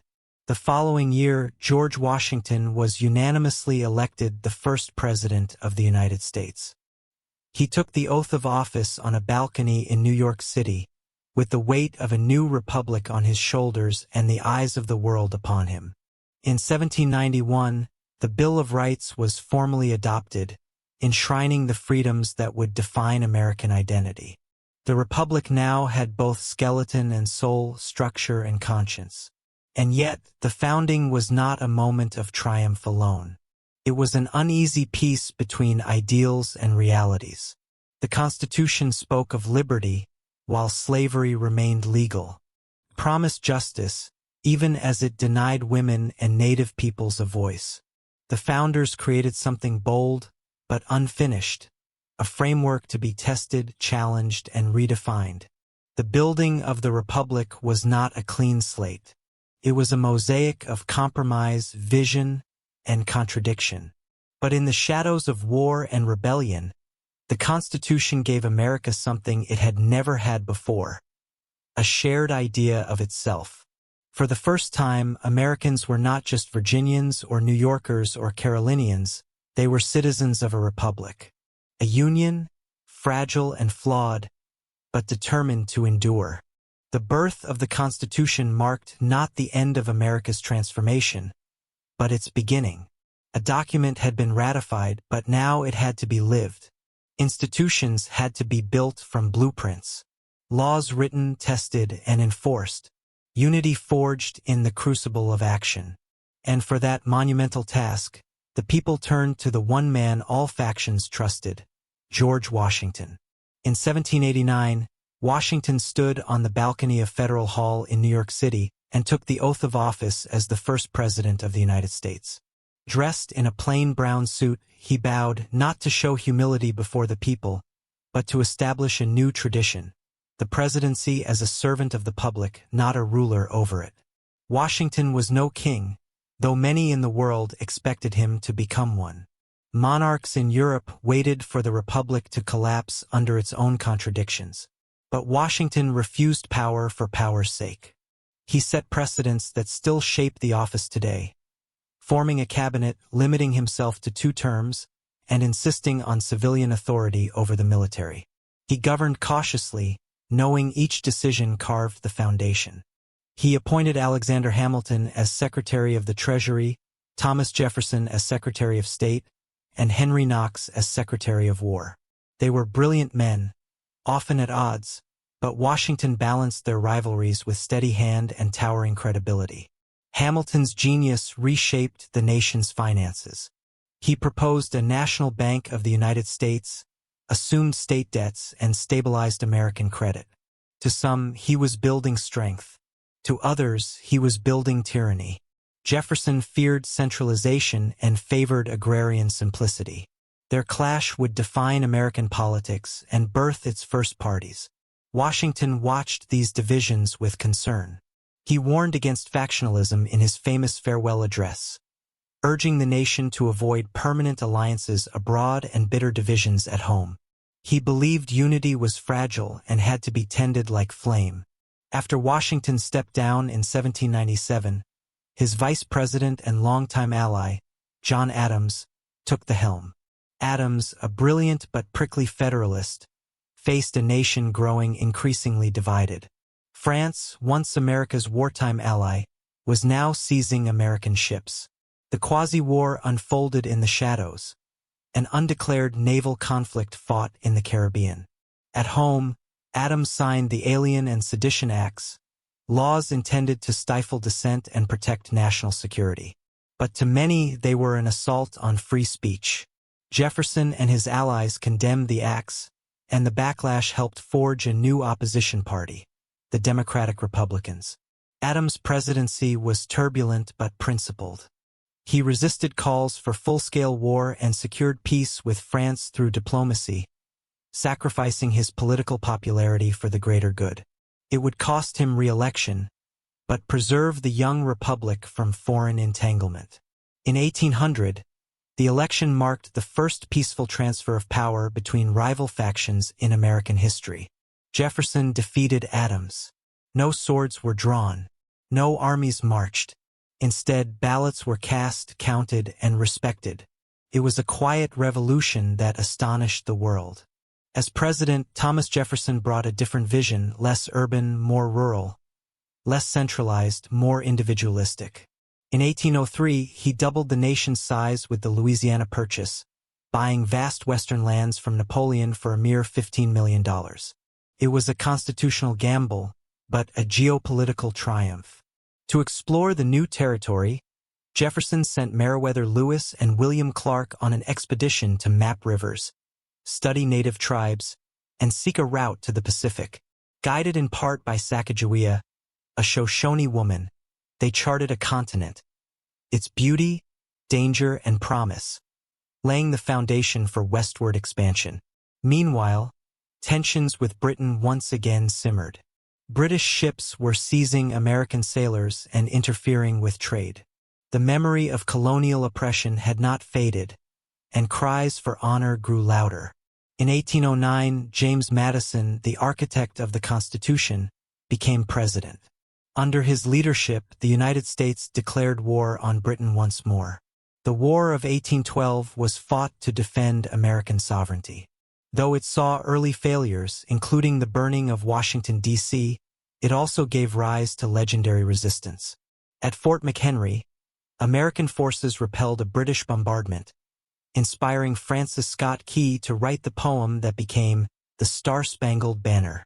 In the final days of the war, Andrew Jackson, a frontier general, led a ragtag force to a stunning victory at the Battle of New Orleans, ironically after the peace treaty had already been signed in Ghent. But the war's true legacy was psychological. America had stood its ground, again, and emerged with a stronger sense of national identity. Out of fire and uncertainty, the first four presidents had guided the nation through infancy. Each had faced crises. Each had shaped the presidency into something greater than a mere office, an embodiment of a republic's will. They built a nation with no model but hope. They made mistakes, yes, but in doing so, they created a system resilient enough to survive disagreement, to adapt, and to endure. Their legacy was not perfection, but precedent. They proved that liberty could live in law, and that power could be held in trust, not inherited by blood. And so, the United States, still young and scarred by growing pains, entered the 19th century not just as a union of states, but as a republic of ideals. The road ahead would be long, marked by greatness and contradiction. But the foundations had been laid, in stone, ink, and sacrifice.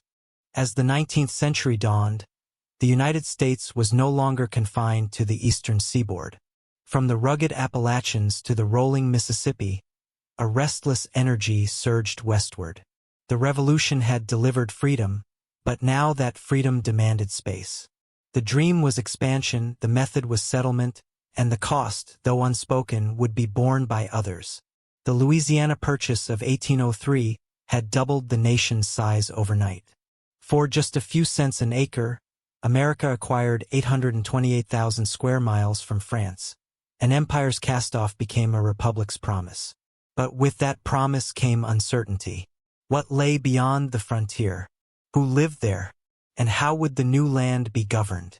The Lewis and Clark expedition, funded by President Jefferson, sought answers.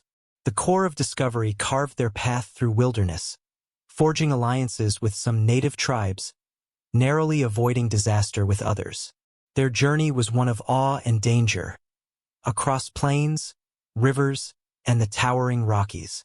When they finally glimpsed the Pacific, it was not just a personal triumph. It was a signal. The American story would stretch from sea to sea. But expansion was not only physical, it was ideological. Jefferson had envisioned a nation of yeoman farmers, independent and virtuous. But the Industrial Revolution was stirring in the Northeast, bringing factories, railroads, and cities. Two Americas were forming, one rooted in agrarian ideals, the other in urban industry. Their coexistence would not be peaceful. Westward migration accelerated. Settlers poured into Ohio, Indiana, and Illinois. New states were carved from wilderness.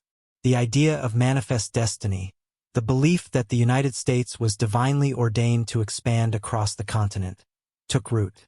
It fueled ambition, nationalism, and a moral blind spot. For those already living in these territories, Native American nations, the expansion spelled disaster. Tribes that had once negotiated with the young republic found themselves displaced, pressured, or attacked. Treaties were signed and broken. Lands were lost. Cultures uprooted. The frontier was not just a space of opportunity, it was a battlefield of survival. Under President Andrew Jackson, that violence became policy. A hero of the War of 1812 and a populist champion of the common white man, Jackson also viewed Native Americans as obstacles to progress. In 1830, he signed the Indian Removal Act, forcing tribes from their ancestral lands to designated territory west of the Mississippi. The result was the Trail of Tears, a harrowing exodus of the Cherokee, Choctaw, Creek, and other nations. Thousands died of hunger, disease, and exposure. The American dream marched westward, but it did so over bones. Meanwhile, in the Southwest, another conflict loomed. The Mexican territories of Texas, California, and New Mexico beckoned to American settlers. In 1836, American colonists in Texas rebelled against Mexican rule and declared independence. The Battle of the Alamo became legend, a symbol of sacrifice, though in truth a complex chapter of land, power, and ambition. In 1845, the United States annexed Texas, igniting tensions with Mexico. President James K. Polk, a fervent believer in manifest destiny, pushed the nation into war. The Mexican-American War was swift and brutal. American forces marched into Mexico City. The result? The Treaty of Guadalupe Hidalgo.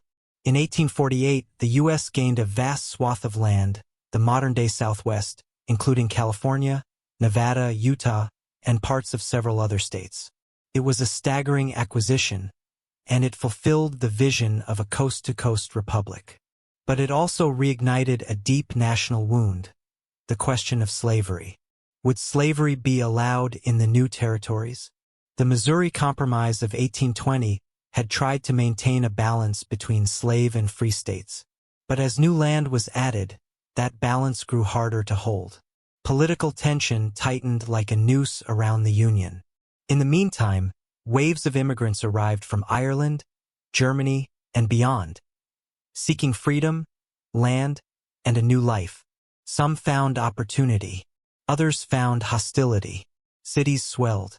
Cultures clashed. Nativist movements rose, suspicious of Catholicism and foreigners. The American melting pot was boiling over. In 1848, as if ordained by fate, gold was discovered at Sutter's Mill in California. The gold rush followed. An explosion of migration, greed, and ambition. San Francisco transformed overnight. Fortunes were made and lost. lawlessness reigned. But California's rapid growth brought one unavoidable issue back to the surface. Would it be free or slave? Expansion gave the nation strength, land, and global power, but also deeper divisions. The North industrialized, embracing commerce, invention, and wage labor. The South clung to its plantations, defended slavery, and feared the loss of its way of life. Politicians patched over the growing rift with compromise, but the fabric of union was fraying. The age of expansion had made America vast. It had built railroads, mapped rivers, and settled towns. But beneath the triumph was turmoil. The displacement of native peoples, the entrenchment of slavery, and the exploitation of labor had all been sown into the soil. And so the westward march continued, not only of settlers and railroads, but of contradiction. The Republic had fulfilled its physical dream. Now it would face its moral reckoning. The next chapter would not be about land, but about the soul of the nation. By the 1850s, the United States was a land of astonishing reach and promise, but also of rising tension. The grand experiment of democracy had expanded from 13 Atlantic-bound states to a sprawling empire stretching to the Pacific. Yet, the question at the heart of the nation's conscience remained unsettled. Would a country founded on liberty continue to permit slavery? The industrial North and agrarian South had long pursued different paths. In the North, factories buzzed, cities grew, and railroads connected commerce. A free labor economy promised mobility and progress. In the South, cotton was king, and it was picked by enslaved hands. Wealth concentrated in plantations, and the social order depended on human bondage. Each region grew more prosperous, more entrenched, and more suspicious of the other. In 1850, a fragile truce was attempted. The Compromise of 1850, crafted by aging statesmen like Henry Clay and Daniel Webster, sought to ease tensions. California would enter as a free state. In exchange, the Fugitive Slave Act would be strengthened, forcing Northerners to return runaway slaves. But instead of peace, the compromise deepened moral outrage. The new law made every citizen complicit in slavery. It empowered federal agents to arrest suspected fugitives with little evidence and denied the accused the right to testify on their own behalf. Abolitionists, once a fringe movement, now found widespread sympathy. Resistance grew. In Boston, citizens stormed courthouses to free the accused.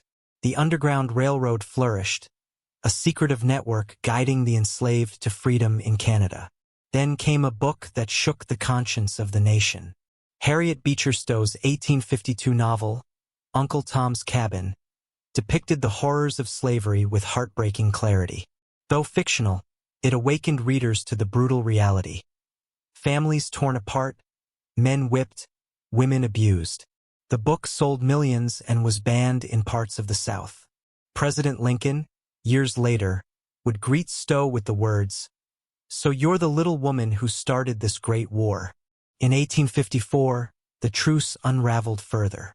The Kansas-Nebraska Act, championed by Stephen Douglas, allowed settlers in new territories to decide for themselves whether to permit slavery, popular sovereignty.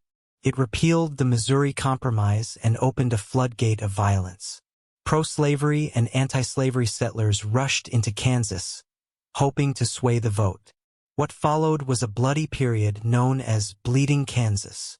Towns were burned, ballots were rigged, and murders committed in the name of freedom or slavery. The territory became a proxy war, foreshadowing the national conflict to come. Out of this chaos emerged a new political force. The Republican Party, formed in 1854 on a platform opposing the expansion of slavery. It attracted former Whigs, abolitionists, and disillusioned Democrats. The party rapidly gained power, reflecting a shift in the North's moral and political alignment. Meanwhile, in 1857, the Dred Scott decision by the Supreme Court inflamed tensions to new heights. Scott, an enslaved man who had lived in free territory, sued for his freedom. The court ruled against him. Chief Justice Roger Taney declared that African Americans, free or enslaved, were not citizens and had no rights the Constitution was bound to respect. Slavery, the court claimed, could not be banned anywhere by Congress. The ruling stunned the North and emboldened the South. It wasn't just a legal setback. It was a declaration that the system itself was tilted irredeemably. Many now saw compromise as impossible. The nation, one newspaper warned, was living on a volcano. Then came John Brown. In 1859, the radical abolitionist led an armed raid on the federal arsenal at Harper's Ferry, hoping to spark a slave uprising. His plan failed. Brown was captured, tried, and executed. But his final words, "The crimes of this guilty land will never be purged but with blood," echoed across the land. In the South, he was a terrorist. In the North, a martyr. The political landscape shifted once more in 1860, when a tall, little-known lawyer from Illinois won the Republican nomination. Abraham Lincoln. A gifted speaker and moral thinker, Lincoln opposed the expansion of slavery but promised not to interfere where it already existed. The South did not believe him. When Lincoln won the presidency without carrying a single Southern state, the response was swift. South Carolina seceded from the Union in December 1860. Within weeks, Mississippi, Florida, Alabama, Georgia, Louisiana, and Texas followed. They formed the Confederate States of America, declaring themselves a separate nation. The outgoing president, James Buchanan, did nothing to stop the collapse. As federal forts in the South were seized, Washington stood paralyzed. The Union was crumbling before the world's eyes, and the torch of responsibility now passed to Abraham Lincoln. On March 4, 1861, Lincoln stood at the east portico of the Capitol and delivered his inaugural address. His words were measured, pleading. "We are not enemies but friends," he said. "Though passion may have strained, it must not break our bonds of affection." But the lines had already hardened. In April, Confederate forces opened fire on Fort Sumter, a federal outpost in Charleston Harbor. The shelling lasted 34 hours. The garrison surrendered. No one was killed, but the message was clear. The time for compromise had ended. Lincoln called for 75,000 volunteers. The Civil War had begun, not as a sudden clash, but as the inevitable result of decades of division, denial, and moral reckoning. The storm had arrived, and the Republic, once united in revolution, would now be torn apart by the very ideals it claimed to defend. The American Civil War began not with a declaration of ambition, but with the thunder of cannon at Fort Sumter. The echo of that bombardment reverberated across the land, dividing brother from brother, state from state, ideology from ideology. The Union, forged in revolution, was now cracking in two. President Abraham Lincoln, newly inaugurated, faced a nightmare. The Constitution offered no clear guide for civil war. Yet he acted swiftly. In response to the fall of Fort Sumter, he called for 75,000 volunteers. The response was overwhelming. Men poured into recruitment offices, farmers, clerks, students. Many believed the war would be brief, decisive, and glorious. They were wrong. In the South, Lincoln's call for troops was seen as aggression. For more states, Virginia, Arkansas, North Carolina, and Tennessee joined the Confederacy, bringing with them military tradition, armories, and vital resources. The Confederate capital moved to Richmond, Virginia, just 100 miles from Washington, D.C. The two capitals now stood like dueling beacons of rival visions. The Union had overwhelming advantages. More people, more factories, more miles of railroad, and greater financial infrastructure. But the South had fierce motivation, experienced officers like Robert E. Lee, and the defensive advantage. They did not need to conquer, they needed only to survive. The first major clash came at Bull Run in July 1861. Union forces under General Irvin McDowell marched toward Richmond, confident of victory. But Confederate troops repelled them with fierce resistance. Civilians who had picnicked nearby to watch the spectacle fled in panic. The war would not be quick nor clean. In the West, Ulysses S. Grant, a quiet and relentless Union general, began carving his reputation with victories at Fort Henry and Fort Donelson. His demand for unconditional surrender signaled a new tone, one of total war. At sea, the Union Navy established a blockade, choking southern ports and commerce. The strategy, dubbed the Anaconda Plan, aimed to squeeze the Confederacy economically. It was slow but devastating.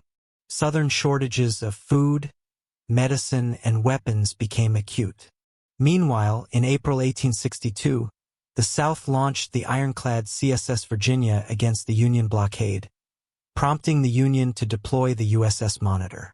Their clash at Hampton Roads was historic, two ironclad warships battling to a draw.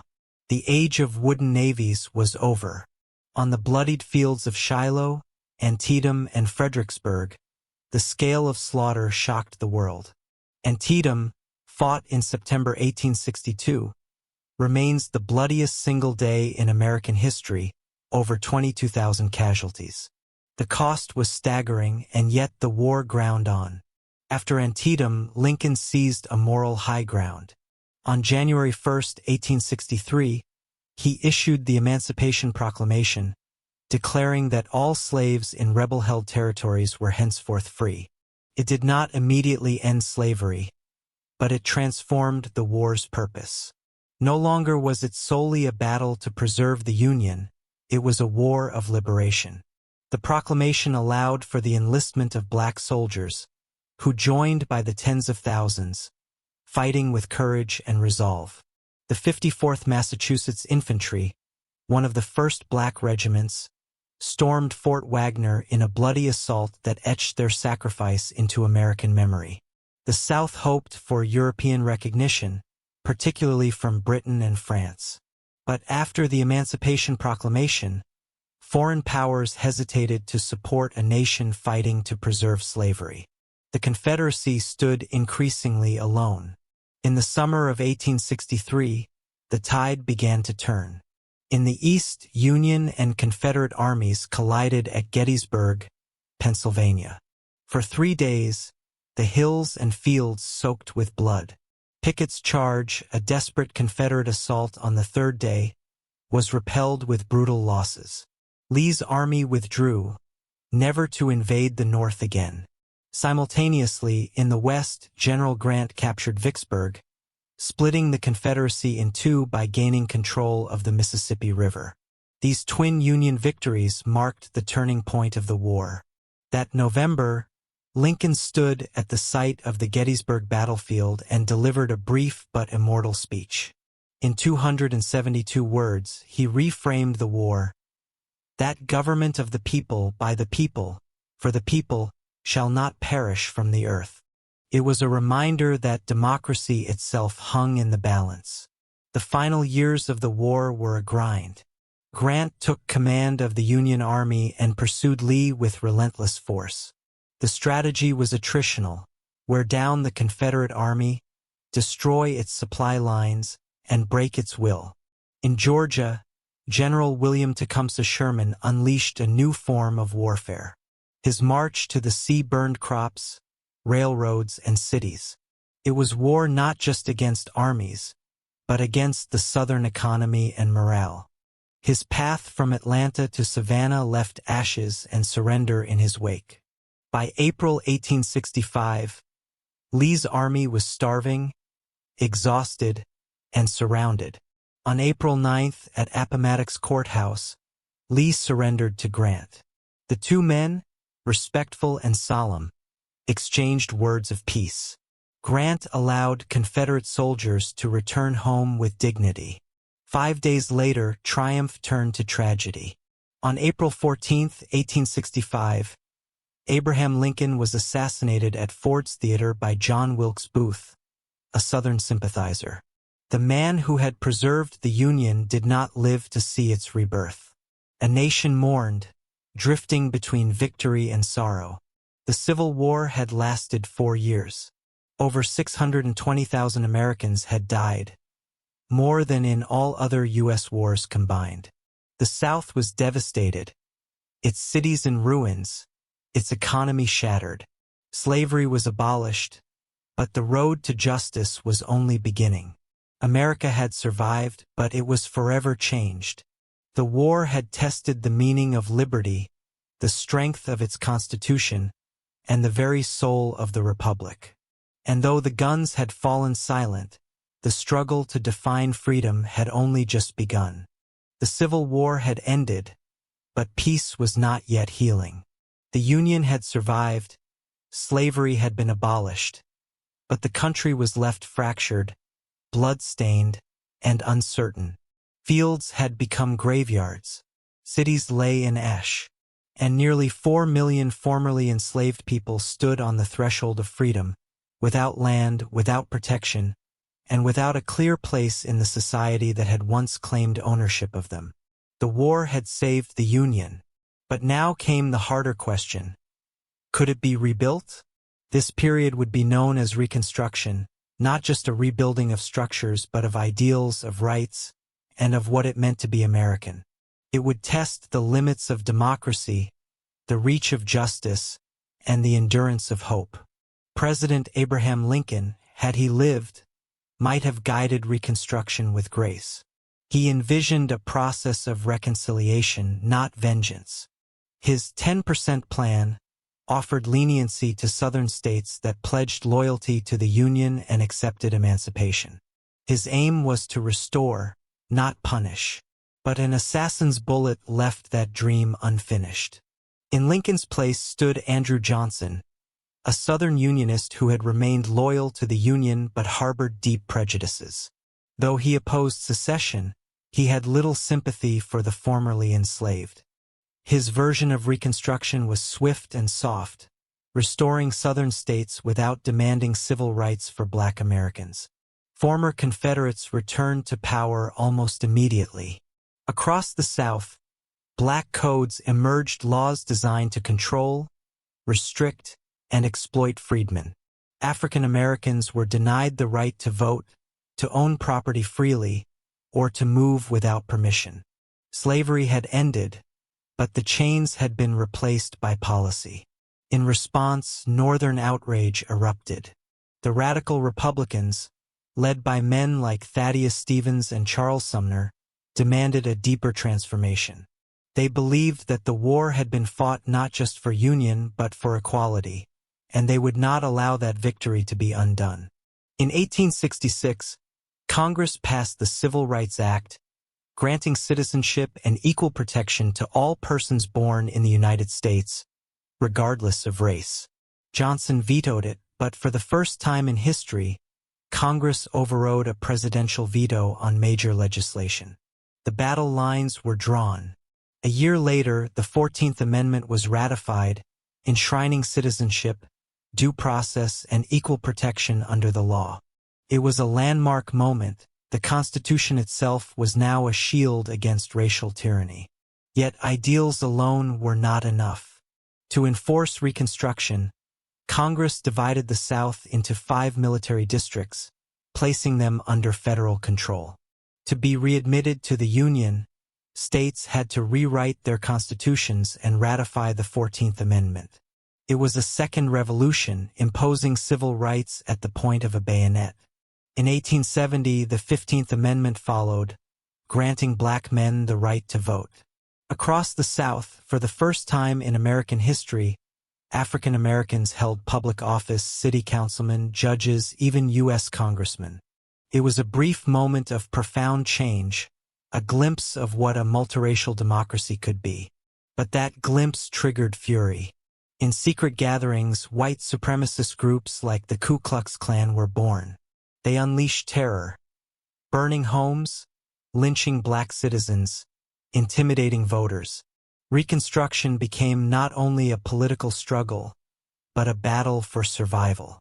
The federal government responded with the Enforcement Acts, giving it power to prosecute hate crimes and suppress insurrection. For a time, order was restored, but public will in the North began to fade. The South's resistance was fierce, organized, and relentless. President Ulysses S. Grant, elected in 1868, tried to hold the line. A war hero turned president, Grant backed civil rights with resolve, but his administration became marred by scandals and corruption. Support for Reconstruction waned. Northern voters grew tired of conflict. Calls for reconciliation began to outweigh calls for justice. In 1877, a bitter presidential election between Rutherford B. Hayes and Samuel Tilden ended in crisis. A backroom deal, known as the Compromise of 1877, resolved the dispute. Hayes would become president, but federal troops would be withdrawn from the South. Reconstruction as policy was over. The result was devastating. Without federal oversight, Southern states swiftly dismantled the gains of Reconstruction. Jim Crow laws institutionalized segregation. Voting rights were stripped through poll taxes, literacy tests, and violence. White supremacy reasserted itself, not with chains but with laws and intimidation. Reconstruction had promised a new America, and for a moment it had come close. It had brought the Constitution in line with its highest ideals. But it had lacked endurance. The machinery of racism had survived the war, and now it adapted subtly, legally, and brutally. Yet something had changed forever.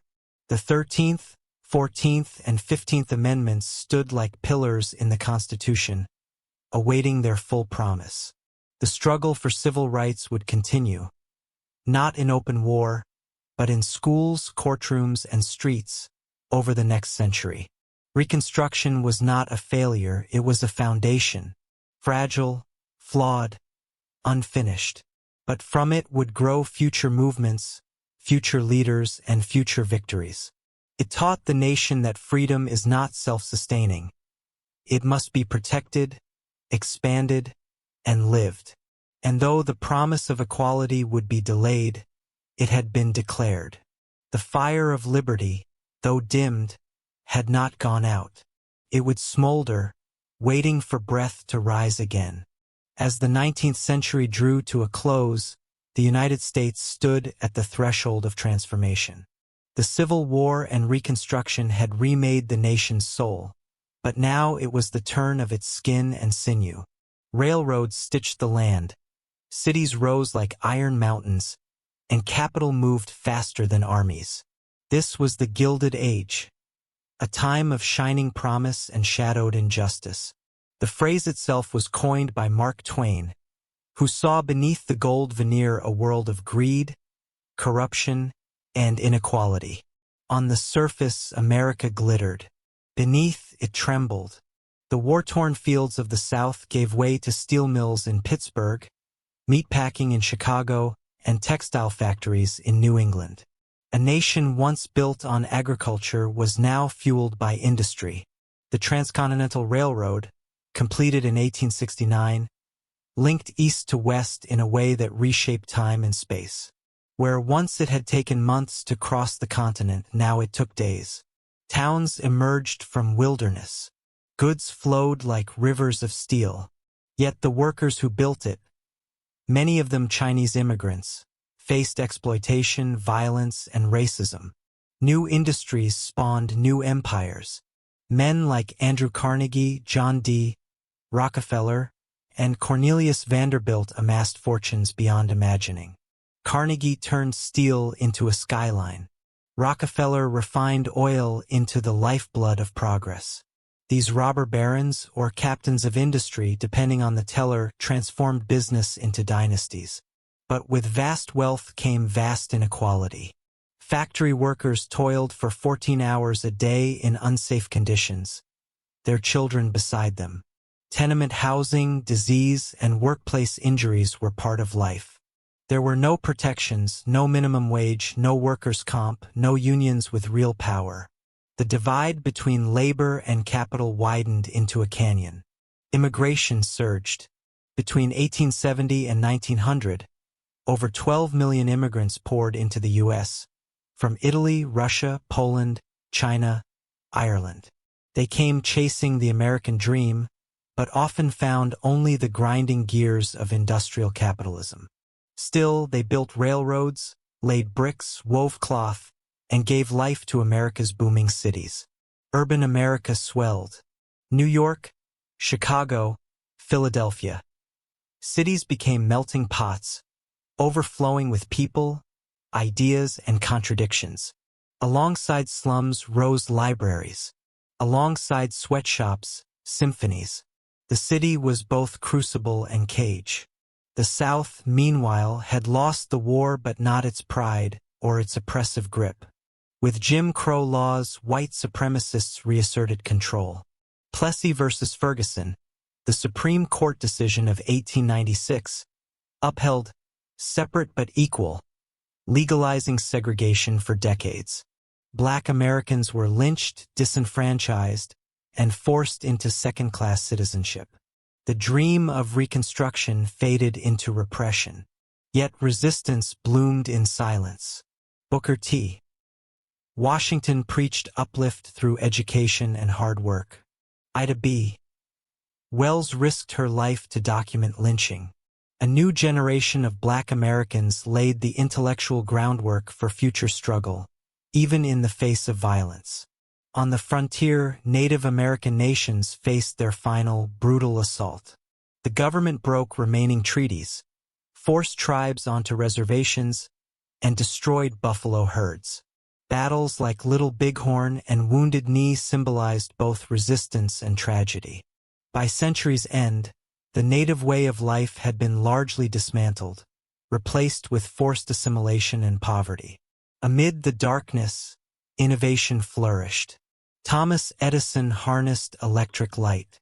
Alexander Graham Bell gave voice to wires. Nikola Tesla, the forgotten genius, envisioned a world of wireless energy. The seeds of the modern age were being planted in brick workshops and glowing laboratories. The telephone, typewriter, elevator, and sewing machine transformed daily life. These inventions didn't just connect people, they altered the rhythm of work, home, and communication. The modern American lifestyle was emerging, bit by mechanical bit. Yet unrest simmered. Laborers began to organize. Strikes at Pullman, Homestead, and Haymarket turned bloody.